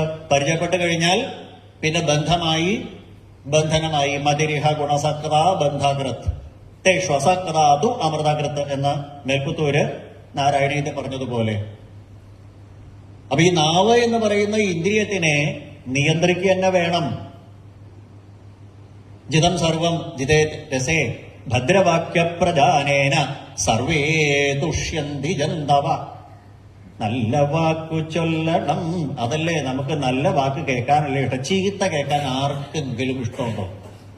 എനിക്ക് ചീത്ത കേൾക്കാനാ ഇഷ്ടം. ആർക്കും ഇഷ്ടമല്ല. ദുഃഖം മാത്രമേ തരാവൂ എന്ന് ലോകത്തിൽ ഒരാൾ മാത്രമേ പറഞ്ഞുള്ളൂ കേട്ടോ ഭഗവാനോട്. വേറെ ആരും പറഞ്ഞിട്ടില്ല. വിപദസ്സന്തു നശ്വൽ തത്ര തത്ര ജഗൽ ഗുരു എന്ന് ഭഗവാനോട് പറഞ്ഞത് ഒരു മുത്തശ്ശിയമ്മ മാത്രം, കുന്തിദേവി മാത്രമേ പറഞ്ഞുള്ളൂ. വേറെ ലോകത്തിലെ അതിന് മുൻപും അതിന് പിൻപും ഒരാൾ പറഞ്ഞിട്ടില്ല എനിക്ക് ദുഃഖങ്ങൾ മാത്രം തരൂ എന്ന്, എനിക്ക് ചീത്ത മാത്രം തരൂ, ആരും പറഞ്ഞിട്ടില്ല. തസ്മാൽ തദേത കർത്തവ്യം വചനേക്കാ ദരിദ്രത. നല്ല വാക്ക് പറയാൻ എന്താ വിഷമം? പക്ഷേ ആര് നല്ല വാക്ക് പറഞ്ഞാലും ആര് ചീത്ത വാക്ക് പറഞ്ഞാലും സമചിത്തതയോട് കൂടിയിട്ട് അതിനെ ഉൾക്കൊള്ളാനാവണം. അഗ്നിയെ പോലെ. അഗ്നിയുടെ പ്രത്യേകത എന്താ? തന്നിൽ വന്ന് വീഴുന്നത് ഏതു വസ്തുവാണെങ്കിലും അതിനെ സ്വീകരിക്കണോ, ശുദ്ധമാക്കണോ. അഗ്നി തൊട്ടാൽ ശുദ്ധായി അല്ലേ? ഗണപതി ഹോമത്തിന് നാളികേരോ ശർക്കരയോ നെയ്യും കൊണ്ട് ഇട്ടാൽ അഗ്നി സ്വീകരിക്കും. നമ്മുടെ ഇവിടെ ചപ്പു ചവറ് അടിച്ചു കൊണ്ട് കത്തിച്ചാലും അഗ്നി സ്വീകരിക്കും. ഏറ്റവും അവസാനം നമ്മുടെ ഈ ശരീരം കൊണ്ടുപോയി വച്ചാലും അഗ്നി സ്വീകരിക്കും. ഈ ശരീരം കത്തിക്കണേന് നമ്മളെന്താ പറയുക? സംസ്കരിക്കുക എന്നാ പറയുക. എന്ന് പറഞ്ഞാൽ ശുദ്ധീകരിക്കുക എന്നർത്ഥം. അപ്പൊ തന്നിൽ വന്ന് വീഴുന്ന എല്ലാത്തിനെയും ശുദ്ധീകരിക്കുന്ന അഗ്നിയെ പോലെ ബി പോസിറ്റീവ്. എന്തിനാ നെഗറ്റീവ് കാണണേ? അപ്പൊ പ്രകൃതിയിൽ പലരും പലതും പറഞ്ഞോട്ടെ, ഇതൊന്നും ആനന്ദസ്വരൂപിയായിരിക്കുന്ന എന്നെ ബാധിക്കണതല്ല. പറയണോ പറഞ്ഞോട്ടെ, നിന്ദിക്കണോ നിന്ദിച്ചോട്ടെ, അടിക്കുകയാണോ അടിച്ചോട്ടെ, അതും ആനന്ദസ്വരൂപിയായി എന്നെ ബാധിക്കണതല്ല. ഈ വേദന എവിടെ അനുഭവിക്കുക? ശരീരത്തിന്. ബ്രാഹ്മണ രഘുഗണ സംവാദത്തിൽ പറഞ്ഞില്ലേ, സ്ഥൗല്യം കാർശ്യം വ്യാധയ ആധയശ്ചാക്ഷോത്രഭയം കലരിച്ഛാജരാജ. ഇതൊക്കെ ദേഹേന ജാതസ്യ ഹി മേന സന്തി. ഇതൊന്നും എന്നെ ബാധിക്കണതല്ല. അപ്പൊ എന്റെ ശരീരത്തിനെ അടിക്കാം, ഇടിക്കാം, മുറിവേൽപ്പിക്കാം, അതെന്നെ ബാധിക്കണതല്ല. ശകാരിച്ചോട്ടെ, ചീത്ത പറഞ്ഞോട്ടെ, ഇതും ആനന്ദസ്വരൂപിയായ എന്നെ ബാധിക്കണതല്ല. ഇത് മനസ്സിലാക്കിയ ഒരുത്തന് ലോകത്തില് സുഖമായിട്ട് ആനന്ദസ്വരൂപിയായിട്ട് സഞ്ചരിക്കാം. ആനന്ദസ്വരൂപിയാണ് ഞാൻ, ആത്മസ്വരൂപിയാണ് ഞാൻ, ഈശ്വരസ്വരൂപിയാണ് ഞാൻ, ബ്രഹ്മസ്വരൂപിയാണ് ഞാൻ എന്ന് ബോധ്യം വന്ന ഒരു ജ്ഞാനിയെ ഇളക്കാൻ സാധിക്കില്ല. ബ്രാഹ്മണ രഘുഗണ സംവാദത്തില് രഘുഗണ രാജാവിനോട് ആ ബ്രാഹ്മണ പറഞ്ഞ പിഷ്ടപേഷാന്ന്. അരച്ചതിനെ വീണ്ടും അരക്കണത് പോലെയാണ്. അരച്ചതിനെ പിന്നെ അരച്ചിട്ട് കാര്യമുണ്ടോ? അരച്ചതിനെ പിന്നെ അരച്ചിട്ട് കാര്യമില്ല. അപ്പൊ ബ്രഹ്മാനന്ദത്തിൽ മുഴുകി നിൽക്കുന്ന ഒരു ജീവാത്മാവിനെ മാറ്റാൻ ആർക്ക് സാധിക്കില്ല. ബ്രഹ്മാനന്ദ പരിപ്ലുതനായിട്ട് നിൽക്കുന്ന ഒരുത്തനെ പ്രാപഞ്ചിക വിഷയങ്ങൾക്ക് മാറ്റാനായിട്ട് സാധിക്കില്ല. ആര് എന്ത് ചെയ്താലും ശരി, ശകാരവാക്കുകൾ കൊണ്ട് ശകാരിച്ചോട്ടെ, ശരീരത്തിനെ വേദനിപ്പിച്ചോട്ടെ, എന്തൊക്കെ ചെയ്താലും യാതൊരു മാറ്റവും ഉണ്ടാവണില്ല. അതിന് ഏറ്റവും നല്ല ഉദാഹരണമായിട്ട് അവന്തി ദേശത്തിലെ ഒരു ബ്രാഹ്മണന്റെ കഥ ഞാൻ പറഞ്ഞു തരാം. അവന്തി ദേശത്തില് ഒരു ബ്രാഹ്മണൻ ഉണ്ടായിരുന്നു. ബ്രാഹ്മണൻ എന്ന് പറഞ്ഞാൽ സാധാരണ ബ്രഹ്മജ്ഞാനെ ഇത് ബ്രാഹ്മണ എന്നാ പറയുക. ഭഗവാനെ ഉപാസിക്കാൻ ഏറ്റവും ഭാഗ്യസിദ്ധിച്ച ജന്മമാണ്. ചാതുർവർണ്ണ്യത്തില് ബ്രാഹ്മണനാണ് ഈശ്വര പൂജയ്ക്ക് ഏറ്റവും യോജിച്ചത്. ആ ബ്രാഹ്മണൻ എന്നും ജപിച്ചിരുന്ന ഒരു നാമമുണ്ട്, രണ്ടക്ഷരമുള്ള നാമം. രണ്ടക്ഷരമുള്ള നാമം ഏതാ? രാമ രാമ രാമ രാമ രാമ എന്നല്ല, കൃഷ്ണ കൃഷ്ണ കൃഷ്ണ കൃഷ്ണ കൃഷ്ണ എന്നല്ല, ശിവ ശിവ ശിവ ശിവ ശിവ എന്നല്ല. അയാൾ ജപിച്ചിരുന്നത് രണ്ടക്ഷരമുള്ളത് കാശ് കാശ് കാശ് കാശ് കാശ് കാശ് കാശ്. പണം പണം പണം എന്ന് മാത്രമേ അയാൾക്ക് ചിന്താഗതി ഉണ്ടായിരുന്നുള്ളൂ. എത്രത്തോളം പണം സമ്പാദിക്കാമോ അത്രത്തോളം പണം സമ്പാദിക്കാം. നിധി കാക്കണ ഭൂതത്തിനെ പോലെ എവിടുന്നെല്ലാം സമ്പത്ത് സമ്പാദിക്കാമോ അത് മുഴുവൻ സമ്പാദിച്ചു. നല്ലൊരു ആഹാരം കഴിക്കില്ല, കാശ് ചെലവാവില്ലേ? നല്ലൊരു വസ്ത്രം ധരിക്കില്ല, കാശ് ചെലവാവില്ലേ? രാത്രി വിളക്ക് കത്തിക്കില്ല, കാശ് ചെലവാവില്ലേ? ഇങ്ങനെ യാതൊരു തരത്തിലുള്ള കാര്യങ്ങൾക്കും അയാള് കാശ് ചെലവാക്കില്ല. പഞ്ചയജ്ഞങ്ങൾ ചെയ്യണം എന്നാണ് പറയുന്നത്. ഒരു ഗൃഹസ്ഥൻ തന്റെ സമ്പത്തിനെ 5ആയിട്ട് വിഭജിക്കണം എന്നാ പറയാ. വർണ്ണാശ്രമധർമ്മങ്ങൾ പറയുമ്പോൾ ശ്രീനാരദ മഹർഷി പറയും, ദേവന്മാർക്ക് വഴിപാടുകളായിട്ട്, ഋഷിമാർക്ക് ശാസ്ത്രങ്ങൾ പഠിപ്പിക്കലായിട്ട്, പിതൃക്കൾക്ക് ശ്രാദ്ധമായിട്ട്, പക്ഷിമൃഗാദികൾക്ക് ആഹാരമായിട്ട്, മനുഷ്യന് അന്നദാനമായിട്ട്, ഇങ്ങനെ നമ്മുടെ സമ്പത്ത് 5ആയിട്ട് വിഭജിക്കണം എന്നാണ് ഗൃഹസ്ഥാശ്രമധർമ്മം പറയാ. അത് ചെയ്യാത്ത കാരണം ഈ 5 പേരും അയാളോട് ക്രോധിച്ചു. അപ്പൊ ഈ സമ്പത്ത് എന്ന് പറയുന്നത് എന്തിനുള്ളതാ? ഒരാളുടെ മുഖത്ത് നോക്കിയാൽ ചിരിക്കുക പോലും ഇല്ല അത്രേ. ചിരിച്ചാലോ? എന്തെങ്കിലും പണം കട ചോദിച്ചാലോ? സപ്താഹത്തിന് ഡൊണേഷൻ ചോദിച്ചാലോ? അന്നദാനത്തിന് സംഭാവന ചോദിച്ചാലോ? അതുകൊണ്ട് ഒരാളുടെ മുഖത്ത് നോക്ക് പോലും ചിരിക്കില്ല. ചിരിച്ചാൽ ആ വഴിക്ക് പൈസ നഷ്ടപ്പെട്ടാലോ? ഇങ്ങനെ കോടികൾ സമ്പാദിച്ചു. എത്ര കോടികൾ സമ്പാദിച്ചാലും നമുക്ക് അവസാനം 1 കോടി പോരെ? 1 കോടി പോരെ? തെക്കോട്ട് തലതിരിച്ച് കിടത്തുമ്പോഴേ പുതപ്പിക്കാനേ. ഓണം ബമ്പർ 35 കോടിയൊന്നും വേണ്ട, ഒരൊറ്റ കോടി മതി. ഇത് മനസ്സിലാക്കണ്ടോ? കോടിക്കണക്കിന് സമ്പാദിക്കുമ്പോ എന്റെയും എന്റെ മകന്റെയും പേരക്കുട്ടിയുടെയും പേരക്കുട്ടിയുടെയും 5-8 തലമുറ സമ്പാദിക്കാനുള്ള കാശ് ഞാൻ സമ്പാദിച്ചിട്ടുണ്ട് എന്ന് പറഞ്ഞ് സേവിലെടുത്ത് വെക്കുമ്പോഴാണ് പൂതാന പറഞ്ഞ പോലെ ചത്തുപോകുന്നു പാവം ശിവ ശിവ. ഈ കാശ് എന്നുള്ള സാധനം എന്തിനു വേണ്ടിയിട്ടുള്ളതാണ്? അത് മനസ്സിലായില്ല. ഒരു അസുഖം വന്നാൽ ഭാര്യയെയും കുട്ടികളെയും ഒരു ഡോക്ടറെ പോലും കാണിക്കില്ല. കാശ് ചെലവാവില്ലേ? മരുന്നിനും ഡോക്ടർക്ക് കൊടുക്കാനായിട്ട് ഭാര്യ മക്കളും പിണങ്ങി അവരുടെ വീട്ടിലേക്ക് പോയി. ഇയാൾ വിചാരിച്ച സന്തോഷം, അത്രയും ചെലവ് കുറഞ്ഞില്ലേ? ഭാര്യയ്ക്കും മക്കൾക്കും ചെലവ് കൊടുക്കണ്ടല്ലോ. നിധി കാക്കണ ഭൂതത്തിനെ പോലെ ഇരിക്കുക. അപ്പൊ ഈ കാശ് എന്ന് പറഞ്ഞാൽ എന്തിനുള്ളതാണ്? ഇതാണ് നമ്മൾ മനസ്സിലാക്കേണ്ടത്. കാശ് എന്ന് പറയുന്നത് ഇക്കണോമിക്സിന്റെ first theory, money is not for piling up, it is for rolling up. ക്രയവിക്രയം ചെയ്യാനുള്ളതിനെ ആ പണം എന്ന് പറയാം. Money is what money does, economics പറയും. പണത്തിന്റെ ധർമ്മങ്ങൾ ചെയ്യുന്ന വസ്തുക്കളാണ് പണം എന്ന് പറയുക. പണത്തിന്റെ ധർമ്മങ്ങൾ ചെയ്യാത്തതിനെ പണം എന്ന് പറയാൻ പറ്റുമോ? ഇപ്പൊ വഴിയിൽ എവിടെയെങ്കിലും കിടന്ന് 1000-ന്റെ 2000-ന്റെ നോട്ട് കിട്ടിയാൽ നമ്മൾ ആരെങ്കിലും എടുക്കാറുണ്ടോ? കടലാസിന്റെ വില പോലും ഇല്ല അതിന്. അപ്പൊ പണം എന്ന് പറയുന്നത് എന്തിനാ? ക്രയവിക്രയത്തിനുള്ളതാ. ചില ആൾക്കാരുണ്ട് പേഴ്സിലെ നോട്ട് എടുത്ത് വെക്കും. നമുക്ക് പുതിയ നോട്ട് ചെലവാക്കണ്ട, പഴയ നോട്ട് ചെലവാക്കാന്ന്. ഭാഗവതം ചോദിക്കുക, ഈ പുതിയ നോട്ട് നിങ്ങൾ എപ്പോഴാ ചെലവാക്കുക? പണ്ടൊരു വിദ്വാൻ വെറ്റിലം മുറുക്കിയതുപോലെ ഒരു ഘട്ടം വെറ്റിലം മേടിച്ചു മുറുക്കാനായിട്ട്, അന്ന് മറന്നുപോയി. എന്നിട്ട് പിറ്റേ ദിവസം നോക്കിയപ്പോൾ മുകളിലത്തെ വെറ്റില വാടിയിരിക്കണം. ഇന്ന് വാടിയ വെറ്റില മുറുക്കാം. പിറ്റേ ദിവസം നോക്കിയപ്പോൾ ഏറ്റവും മുകളിലിരിക്കുന്ന വെറ്റില വാടിയിരിക്കണം. ഇന്നും കൂടി ആവട്ടെ. അയാൾക്ക് വാടിയ വെറ്റില മുറുക്കാനേ യോഗമുള്ളൂ എന്ന് പറഞ്ഞ പോലെ ഈ പേഴ്സിന്റെ ഉള്ളില് പുതിയ നോട്ട് വച്ചുകൊണ്ടിരിക്കുന്ന ആൾക്കാര് മനസ്സിലാക്കണത് ഈ പണം എപ്പോഴാ ചെലവാക്കുന്നത്? ധനം ച ധർമ്മൈക ഫലം. സമ്പത്ത് എന്ന് പറയുന്നത് ധർമ്മത്തിന് വേണ്ടി ചെലവാക്കാനുള്ളതാണ്. അല്ലാതെ ഈ പണം എന്ന് പറഞ്ഞാല് അതിന്റെ മൂല്യങ്ങൾ നിർവഹിക്കുന്നതിനെയാണ് പണം എന്ന് പറയാൻ പറ്റുള്ളൂ. ഈ പണം എന്ന് പറഞ്ഞാൽ നാട്ടുകാർക്കോ കൂട്ടുകാർക്കോ വീട്ടുകാർക്കോ അവനവനോ ആർക്കെങ്കിലും ഉപകാരം വേണം, വേണ്ടേ? ഒന്നുകിൽ നാട്ടുകാർക്ക് ഉപകാരം വേണം, അല്ലെങ്കിൽ കൂട്ടുകാർക്ക് ഉപകാരം വേണം, അല്ലെങ്കിൽ വീട്ടുകാർക്ക് ഉപകാരം വേണം, ഇതല്ലെങ്കിൽ അവനവനെങ്കിലും ഉപകാരം ഉണ്ടാകണം. ഇങ്ങനെ കോടികൾ സമ്പാദിച്ച്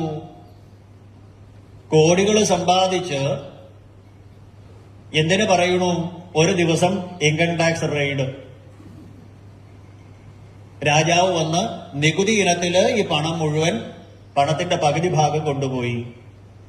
കുറെ ആൾക്കാര് ബന്ധുക്കള് എടുത്തുകൊണ്ട് പോയി, കുറെ കള്ളന്മാര് മോഷ്ടിച്ചു കൊണ്ടുപോയി. ഇയാള് ബ്ലേഡ് പലിശയ്ക്ക് കടം കൊടുത്തിട്ടുണ്ടായിരുന്നു, അവര് തിരിച്ചു കൊടുക്കാണ്ടായി. കോടിക്കണക്കിന് സമ്പാദിച്ച അയാള് 2-3 മാസം കൊണ്ട് എന്ത് സംഭവിച്ചു? അയാള് നിസ്വനായി തീർന്നു. 10 പണം കയ്യിലില്ലാത്തവനായി തീർന്നു. 10 പണം കയ്യിലില്ലാത്തവനായി തീർന്നു. അപ്പോഴാണ് അയാൾക്ക് വല്ലാത്ത വേദന തോന്നിയത്. കോടിക്കണക്കിന് സമ്പാദിച്ചിട്ട് നാട്ടുകാർക്കോ കൂട്ടുകാർക്കോ വീട്ടുകാർക്കോ പോട്ടെ, അവനവനോ പോലും ഉപയോഗം ഉണ്ടായില്ല. അപ്പൊ പിന്നെ ഈ പണത്തിന് എന്താ അർത്ഥം എന്ന് മാത്രമല്ല, ഈ പണത്തിന്റെ ഏറ്റവും വലിയ പ്രത്യേകത എന്താണെന്നറിയോ? ഏറ്റവും വലിയ പ്രത്യേകത, ശത്രുവിനെ മിത്രമാക്കും, മിത്രത്തിനെ ശത്രുവാക്കും. വിഷു ബമ്പർ 25 കോടി നമുക്ക് അടിച്ചാൽ മതി, ഇതേവരെ നമ്മളുടെ വെറുപ്പുള്ള ആൾക്കാർ ഓടി വരും നമ്മുടെ അടുത്തേക്ക്, അല്ലേ? കുറെ കാലമായി തന്റെ അടുത്ത് വരണമെന്ന് വിചാരിച്ചിരിക്കണു. നമ്മൾ അന്ന് പറഞ്ഞ കാര്യമൊക്കെ മറക്കണോ? നമ്മൾ ബന്ധുക്കളല്ലേ, മിത്രങ്ങളല്ലേ, അങ്ങനെയല്ലേ ഇങ്ങനെയല്ലേ എന്ന് പറഞ്ഞ് നമ്മുടെ അടുത്തേക്ക് വരും. എന്താ കാരണം? നമുക്ക് ലോട്ടറി അടിച്ചു. ഇന്നലെ വരെ നമ്മളെ തോളത്ത് കൈയിട്ട് നടന്നവർ 5 ലക്ഷം രൂപ നമ്മളോട് കടം ചോദിക്കുക. നമ്മൾ കൊടുത്തില്ലെങ്കിലോ അടുത്ത സെക്കൻഡില് അവൻ ശത്രുവായി. അപ്പൊ ഇതിന്റെ മാനദണ്ഡം എന്താ? പൈസ. ഈ സമ്പത്ത് എന്ന് പറയുന്നത് ആപത്ത് എന്ന് അതിനെ പറയാൻ പാടുള്ളൂ. ആളെ കൊല്ലി എന്നാണ് ശ്രീരാമകൃഷ്ണ പരമഹംസനൊക്കെ പറയാം. ആളെ കൊല്ലി, വാസ്തവത്തിൽ അതാ സാധനം. മിത്രത്തെ ശത്രുവാക്കിയിടും, ശത്രുവെ മിത്രമാക്കിയിടും. അതാണ് ഈ പണം എന്ന് പറയുന്ന സാധനം. ഈ പണത്തിന് സംസ്കൃതത്തില് അർത്ഥം എന്ന് പറയും. അർത്ഥം എന്നല്ല പറയേണ്ടത്, അനർത്ഥം എന്നാണ് പറയേണ്ടത്. 15 തരത്തിലുള്ള അനർത്ഥങ്ങൾ ഉണ്ടാവണോ? സ്ഥേയം, ഹിംസ, അനൃതം, ദംഭ, കാമ, ക്രോധ, സ്മയോ, മത, ദംഭോ, വൈരം, അവിശ്വാസം. എന്തൊക്കെ. ഹേ മർത്യ, ഭോഗത്തിനു വേണ്ടി വിത്തം കൂമ്പാരമാക്കുന്നവനല്ലയോ നീ? നാളേക്ക് വേണ്ടെന്നതെടുത്തിടാത്ത മൃഗത്തിനങ്ങൊന്ന് നമസ്കരിക്കൂ എന്നാ കവികള് പാടിയത്. റോഡിലൂടെ പോകുന്ന ശ്വാക്കളെ കണ്ടാൽ നമ്മൾ നമസ്കരിക്കണം എന്നാ. നമ്മളെക്കാൾ എത്രയോ ശ്രേഷ്ഠര്. അവർക്ക് അന്നന്നത്തെ ആഹാരം മാത്രമേ എനിക്കുള്ളൂ. നമ്മൾ എത്രയാ സമ്പാദിക്കണേ? മകന്, പേരക്കുട്ടിക്ക്, പേരക്കുട്ടിയുടെ മകന്, പേരക്കുട്ടിയുടെ പേരക്കുട്ടിക്ക്, എത്ര. എന്നിട്ടൊക്കെ ഇതൊക്കെ അനുഭവിക്കാൻ നമുക്ക് സാധിക്കണ്ടോ? ഇല്ലേനും. ഒരു തരി മണ്ണ് പോലും ഇവിടെ നിന്ന് കൊണ്ടുപോകാൻ സാധിക്കില്ല എന്ന് നല്ല ബോധ്യമുള്ള മണ്ടന്മാരായ മനുഷ്യരാണ് സമ്പത്തിന് വേണ്ടിയിട്ട് കടിപിടി കൂടുന്നത്. ദ്വാദശസ്കന്ധത്തില് ഭൂമിഗീതയുണ്ട്, 3-ാമത്തെ അധ്യായം. നമുക്ക് കാണാം. ഒരു തരി മണ്ണ് പോലും ഇവിടുന്ന് കൊണ്ടുപോകാൻ സാധിക്കില്ല എന്ന് പറയുന്നവൻ കടിപിടി കൂടുന്നു. ഒരമ്മയുടെ ഉദരത്തിൽ നിന്ന് വന്ന മക്കള്. അതാണ് ഏറ്റവും വലിയ തമാശ. സ്വത്ത് ഭാഗം വെച്ചപ്പോഴേ മതിലിന്റെ അഗ്രഹത്തിൽ നിൽക്കുന്ന ഒരു മാവ് ചേച്ചിയുടെയാന്ന് ചേച്ചി, അനിയന്റെയാന്ന് അനിയൻ വഴക്കുണ്ടാക്കുകയാണ്. കോടതികളായ കോടതി മുഴുവൻ കയറി. ഒടുക്ക സുപ്രീം കോടതി പോയി 1 മണിക്കൂറിന് 5 ലക്ഷം രൂപ ഫീസുള്ള വക്കീലിനെ വെച്ച് വാദിച്ചു. അവസാനം അനിയൻ അനുകൂലമായിട്ട് വിധിച്ചു. എന്ത്? അതിര് നിൽക്കുന്ന മാവ് അനിയന്റേതാണെന്ന്. എത്ര ലക്ഷം ചെലവായി? 17 ലക്ഷം രൂപ ചെലവായി. പക്ഷെ ആ മാവിന്റെ ഒരു കൊമ്പ് പോലും വേണ്ട അയാളെ ദഹിപ്പിക്കാൻ. ഇപ്പൊ വേണട്ടോ, ഗ്യാസിന് ക്ഷാമല്ലേ, അതുകൊണ്ട്. അല്ലെങ്കിൽ ഗ്യാസോ അല്ലെങ്കിൽ ഇലക്ട്രിസിറ്റിയോ ആണോ? മാവിന്റെ കൊമ്പ് പോലും വേണ്ട ദഹിപ്പിക്കാൻ. ആ മാവിന്റെ ഒരു കൊമ്പ് പോലും വേണ്ട. എന്നിട്ടാണ് ഒരു തരി മണ്ണ് പോലും കൊണ്ടുപോകാൻ സാധിക്കാത്ത വൈരം, അവിശ്വാസം. ഒരമ്മയുടെ ഉദരത്തിൽ നിന്ന് വരുന്ന സഹോദരങ്ങൾ തമ്മിൽ ലഹളയുണ്ടാക്കും. ഇങ്ങനെയുള്ള ഒരു സാധനത്തിന്റെ പുറകെയല്ലേ ഇന്നത്തെ മനുഷ്യൻ ഓടണത്? അപ്പോഴാണ് ആ ബ്രാഹ്മണന് വല്ലാത്ത വേദന വന്നു. നാട്ടുകാരെ, കൂട്ടുകാരെ, വീട്ടുകാരെ, ഭാര്യയെ, മക്കളെ ഒക്കെ വെറുപ്പിച്ചുകൊണ്ട് കോടിക്കണക്കിന് ഞാൻ സമ്പാദിച്ചു. എന്നിട്ട് ആർക്കും ഉപകാരം ഉണ്ടായി? എനിക്ക് പോലും ഉപകാരം ഉണ്ടായില്ല എന്ന് മാത്രമല്ല, ബാക്കി എല്ലാവരുടെ ശത്രുതയും വിരോധവും ഞാൻ മേടിച്ചു വെക്കുകയും ചെയ്തു. നല്ലതൊന്നും കിട്ടിയില്ല, ചീത്തയൊക്കെ കിട്ടുകയും ചെയ്തു. വല്ലാത്ത വേദന ഉണ്ടായി. അങ്ങനെ വേദനിച്ചുകൊണ്ടിരിക്കുന്ന നേരത്താണ് ഭഗവാന്റെ അനുഗ്രഹം അഗ്നിയുടെ രൂപത്തിൽ വന്നത്. താമസിക്കുന്ന വീട് തീ കത്തിപ്പോയി. ഉടുത്ത വസ്ത്രം മാത്രമുണ്ട്, മറ്റു കയറിക്കിടക്കാൻ ഒരു കൂരയെങ്കിലും ഉണ്ടായിരുന്നു. ഭഗവാന്റെ അനുഗ്രഹം കൊണ്ട് അതും കൂടി ഇല്ലാണ്ടായി. നാരദന്റെ പൂർവ്വജന്മത്തില് ശൂദ്രബാലകനായിരുന്ന ആ 5 വയസ്സുകാരന്റെ അമ്മയെ സർപ്പദംശനത്തിലൂടെ ഭഗവാൻ തിരിച്ചു വിളിച്ചതുപോലെ ഭഗവാൻ ഗുരുവായൂരപ്പന്റെ കാരുണ്യം അഗ്നിയുടെ രൂപത്തിലാണ് വന്നത്. ഇപ്പൊ മേപ്പെട്ട് നോക്കിയാൽ ആകാശം, കീഴ്പ്പെട്ട് നോക്കിയാൽ ഭൂമി. ഒന്നും ചിന്തിക്കാനില്ല, പ്രഷറില്ല, ഷുഗറില്ല, കൊളസ്ട്രോൾ ഇല്ല, ടെൻഷനില്ല, ഒന്നുമില്ല. സുഖമായിട്ട് നടക്കാം. വീണയിടം വിഷ്ണുലോകം. അങ്ങനെ വല്ലാണ്ട് വേദന വന്നപ്പോ അയാൾക്ക് വിവേകം വന്നു.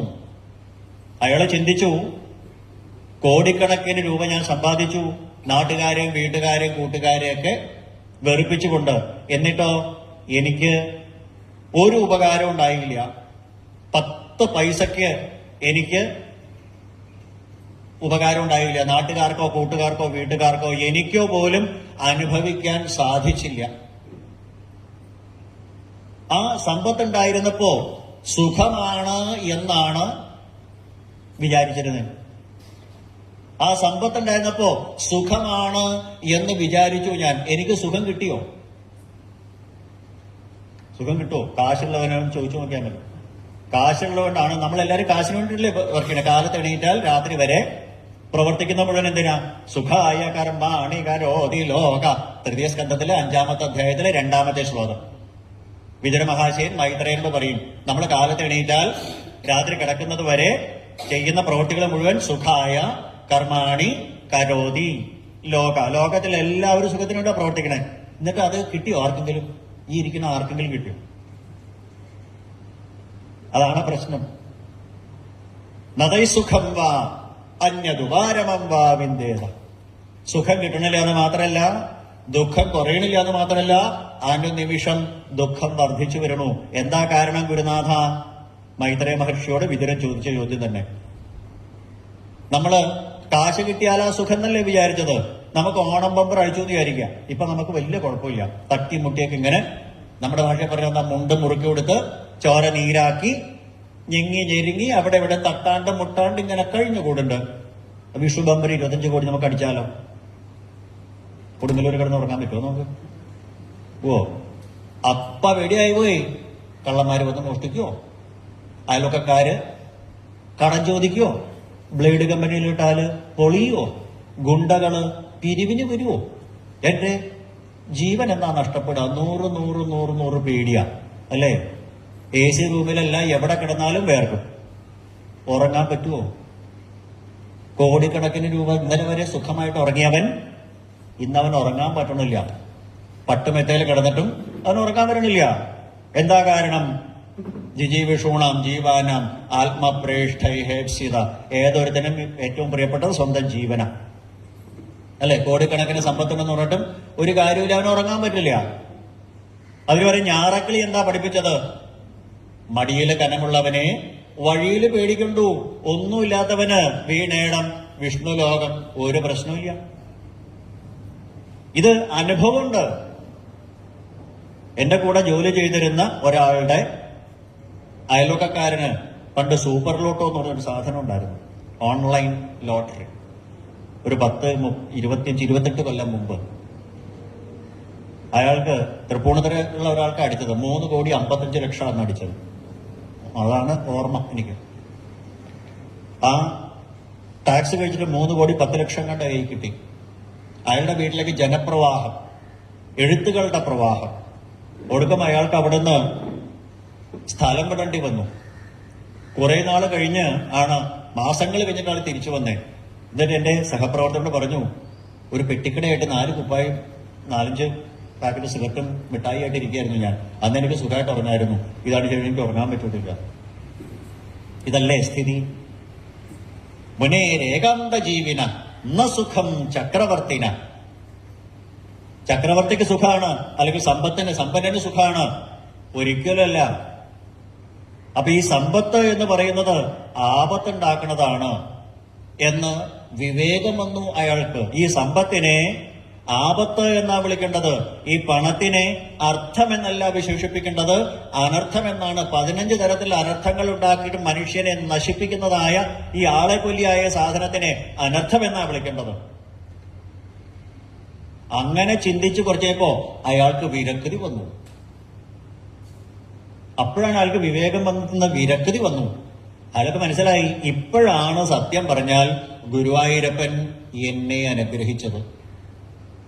നേരത്തെ ഗുരുവായൂരപ്പന്റെ പത്നിയായ ലക്ഷ്മി ദേവി വന്ന് കുവിഞ്ഞുകൂടിയപ്പോ അതാണ് സുഖമെന്ന് വിചാരിച്ചു. പക്ഷെ അപ്പൊ എനിക്ക് സുഖം ഉണ്ടായില്ല. ഇപ്പോഴാണ് ഗുരുവായൂരപ്പൻ എന്നെ അനുഗ്രഹിച്ചത്. കാരണം എനിക്ക് ഒന്നിനെ കുറിച്ച് ചിന്തിക്കണ്ട. എന്തിനെ കുറിച്ചും ചിന്തിക്കണോ? ഇല്ല. പണത്തിനെ കുറിച്ച് ചിന്തിക്കാനില്ല, വീടിനെ കുറിച്ച് ചിന്തിക്കാനില്ല, ആഹാരത്തിനെ കുറിച്ച് ചിന്തിക്കാൻ, ഒന്നിനെ കുറിച്ച് ചിന്തിക്കാനില്ല.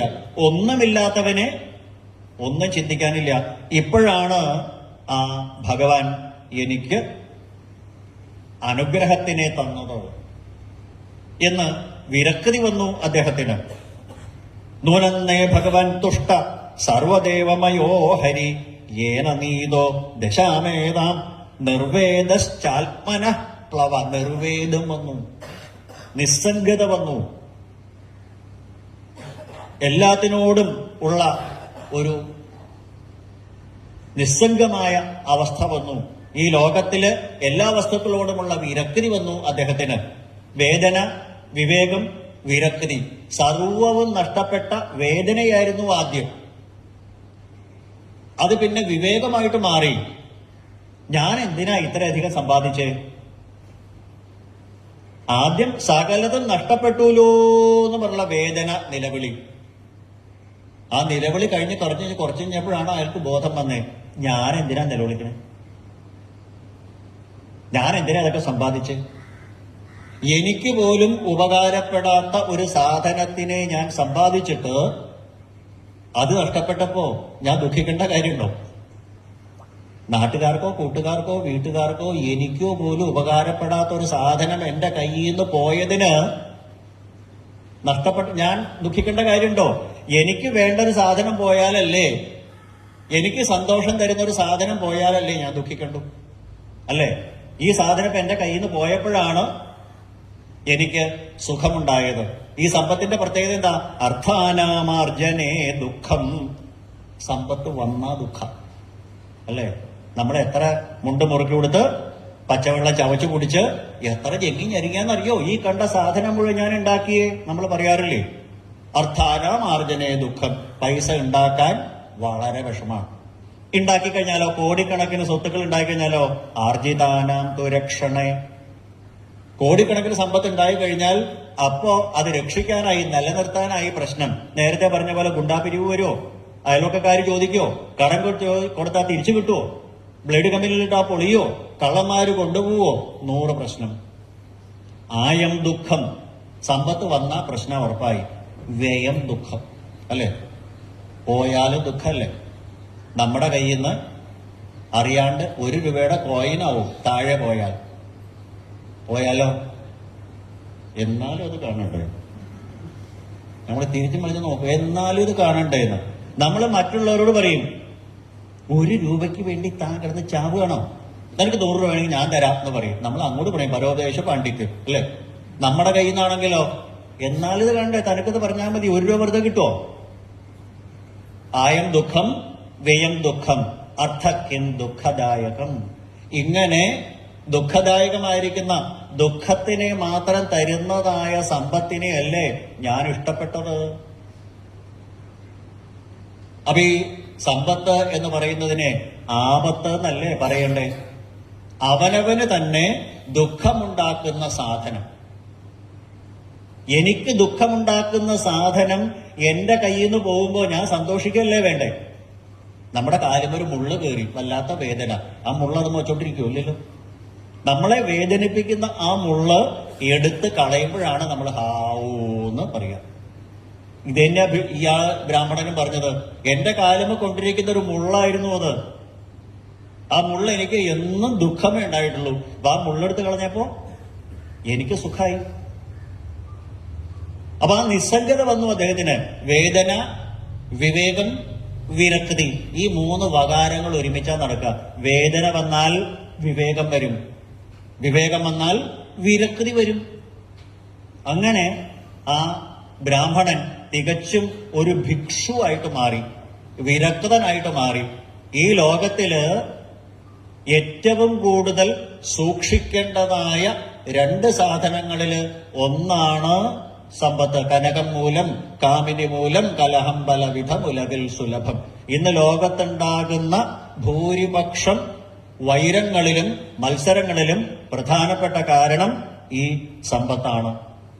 അതുകൊണ്ട് ഈ സമ്പത്തിനെയാണ് ഞാൻ പ്രേമിച്ചത്. ഇപ്പൊ എനിക്ക് മനസ്സിലായി. ഇപ്പോഴാണ് ഗുരുവായൂരപ്പൻ എന്നെ അനുഗ്രഹിച്ചത്. സോഹം കാലാവശേഷേണ ശോഷയിഷ്യംഗമാത്മന അപ്രമത്തോഹിലസ്വാർത്ഥേ യദിസ്യാൽ സിദ്ധ ആത്മനി.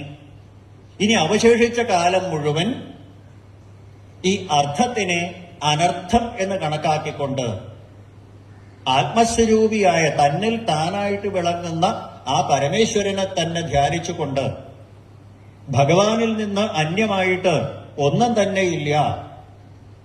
നേഹ നാനാസ്തി കിഞ്ചന എന്ന ആധ്യാത്മോപനിഷത്ത് പറഞ്ഞതുപോലെ എല്ലാം ഭഗവത് സ്വരൂപമായിട്ട് കണ്ട് സമചിത്തതയോട് കൂടിയിട്ട് നിസ്സംഗനായിട്ട് ഞാൻ സഞ്ചരിക്കുകയാണ്.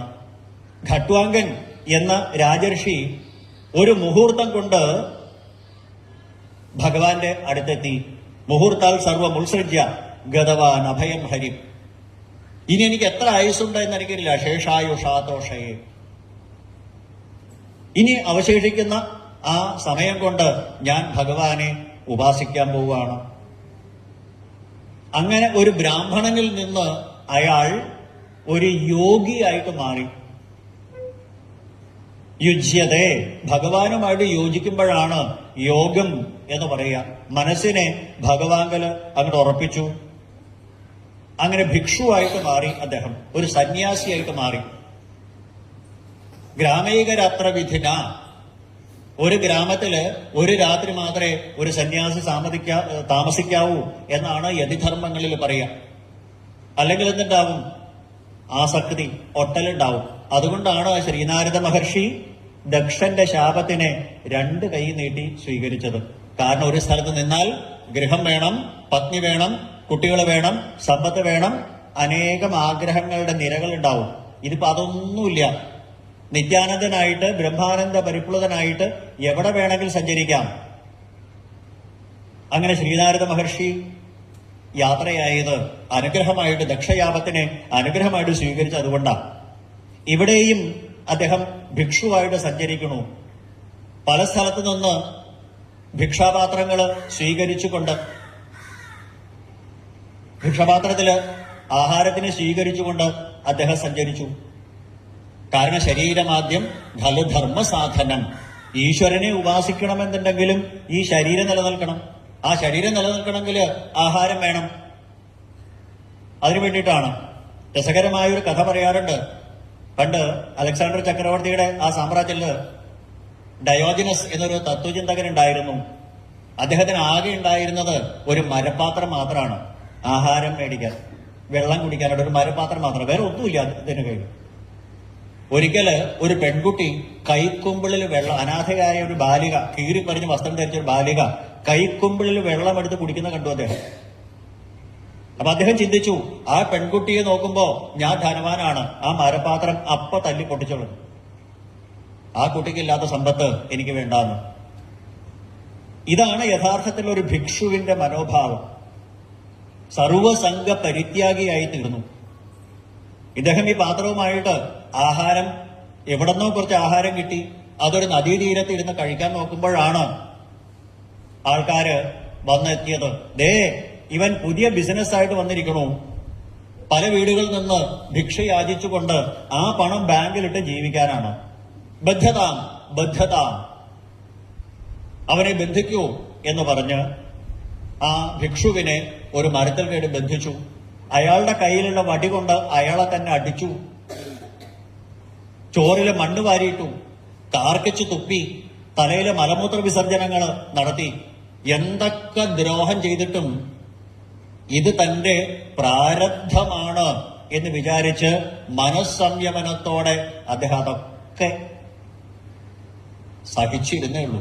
തിതിക്ഷ, അതാണ് തിതിക്ഷ എന്നുള്ള സഹനം സർവദുഃഖാനാം അപ്രതീകാരപൂർവകം. അതിനെയാണ് തിതിക്ഷ എന്ന് പറയുക. മറ്റുള്ളവരുടെ പ്രതികാരമോ മതമോ മാത്സര്യമോ ദുഃഖമോ ഒന്നും കൂടാതെ ഇത് എന്റെ പ്രാരബ്ധ കർമ്മമാണ് എന്ന് ഒരു പക്ഷം, അല്ല ഇതൊക്കെ ആനന്ദസ്വരൂപിയായ എന്നെ ബാധിക്കുന്നതല്ല എന്ന് ഉത്തമപക്ഷം. രണ്ടു തരത്തിലായാലും ഇതെന്നെ ബാധിക്കണതല്ല. എങ്ങനെയാണെങ്കിലും ഇതെന്നെ ബാധിക്കില്ല. ഇതൊക്കെ മനസ്സിന്റെ വികല്പങ്ങളാണ്. ഇവരോട് ഞാൻ ക്രോധിച്ചിട്ട് കാര്യമില്ലല്ലോ. അപ്പൊ പ്രാരബ്ധ കർമ്മം എന്നുള്ളത് നമ്മൾ അനുഭവിച്ച് തന്നെ തീരണം. നമുക്ക് 3 തരത്തിലാണ് കർമ്മങ്ങളെന്നാ പറയാ: സഞ്ചിതം, പ്രാരബ്ധം, ആഗമം. സഞ്ചിതം എന്ന് പറഞ്ഞാൽ ജന്മജന്മാന്തരങ്ങളായിട്ട് നമ്മൾ സഞ്ചിയിൽ കൊണ്ടു നടക്കുന്നത്, ഫിക്സ് ആൻഡ് ഡെപ്പോസിറ്റ്. അതാണ് സഞ്ചിതം എന്ന് പറയുക. ജന്മജന്മാന്തരങ്ങളായിട്ട് എത്ര ജന്മങ്ങൾ നമ്മൾ കഴിഞ്ഞിട്ടുണ്ട് നമുക്ക് അറിഞ്ഞുകൂടാ. പൂർവ്വജന്മസ്മൃതി ഇല്ലാത്തത് കൊണ്ട് നമുക്കറിയില്ല.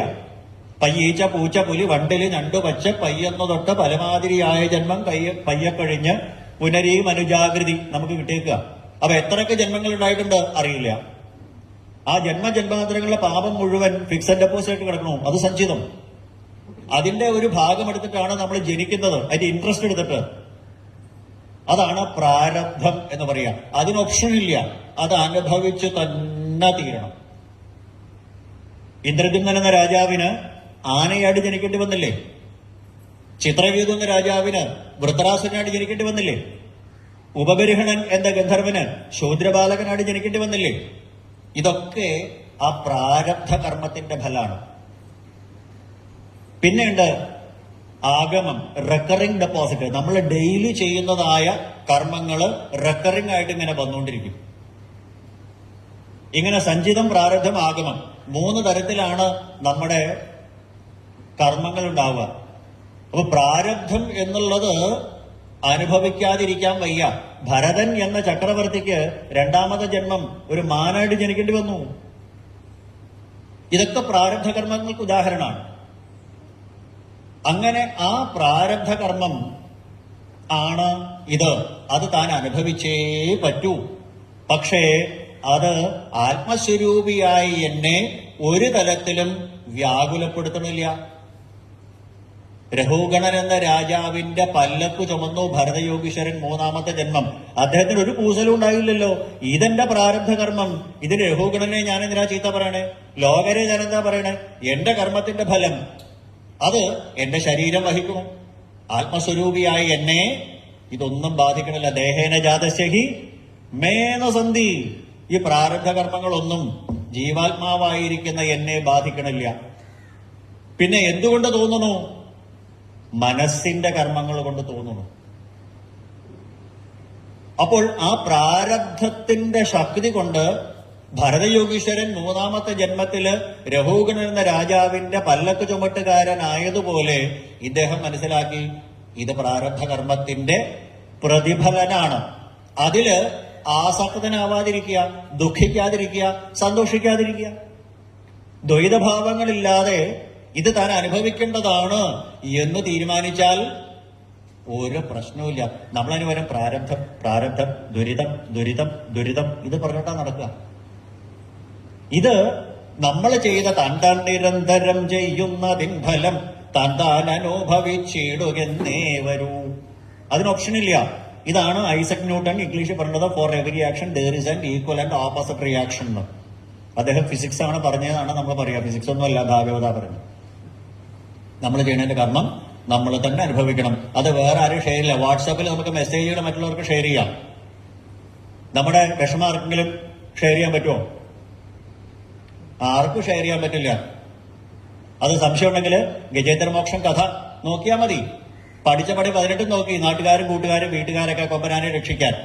ഏറ്റവും അവസാനം മനസ്സിലാക്കി എനിക്ക് പറ്റില്ല, എന്റെ വീട്ടുകാർക്ക് പറ്റില്ല. ഭീതം പ്രപന്നം പരിപാതി യദ്ഭയാൽ മൃത്യുപ്രധാവത്യരണം തമീമഹി. ആ ഭഗവാന് മാത്രമേ എന്നെ രക്ഷിക്കാനായിട്ട് സാധിക്കുള്ളൂ. ശരീരം കളത്രം സുതം ബന്ധുവർഗം വയസ്യം ധനം സത്മഭൃത്യം ഭുവം ച സമസ്തം പരിത്യജ്യ ആകഷ്ടമേകോ ഗമിഷ്യാമി ദുഃഖേന ദൂരം കിലാഹം. ഇതിനാരെങ്കിലും കുറ്റം പറഞ്ഞൊരു കാര്യമുണ്ടോ? ഓ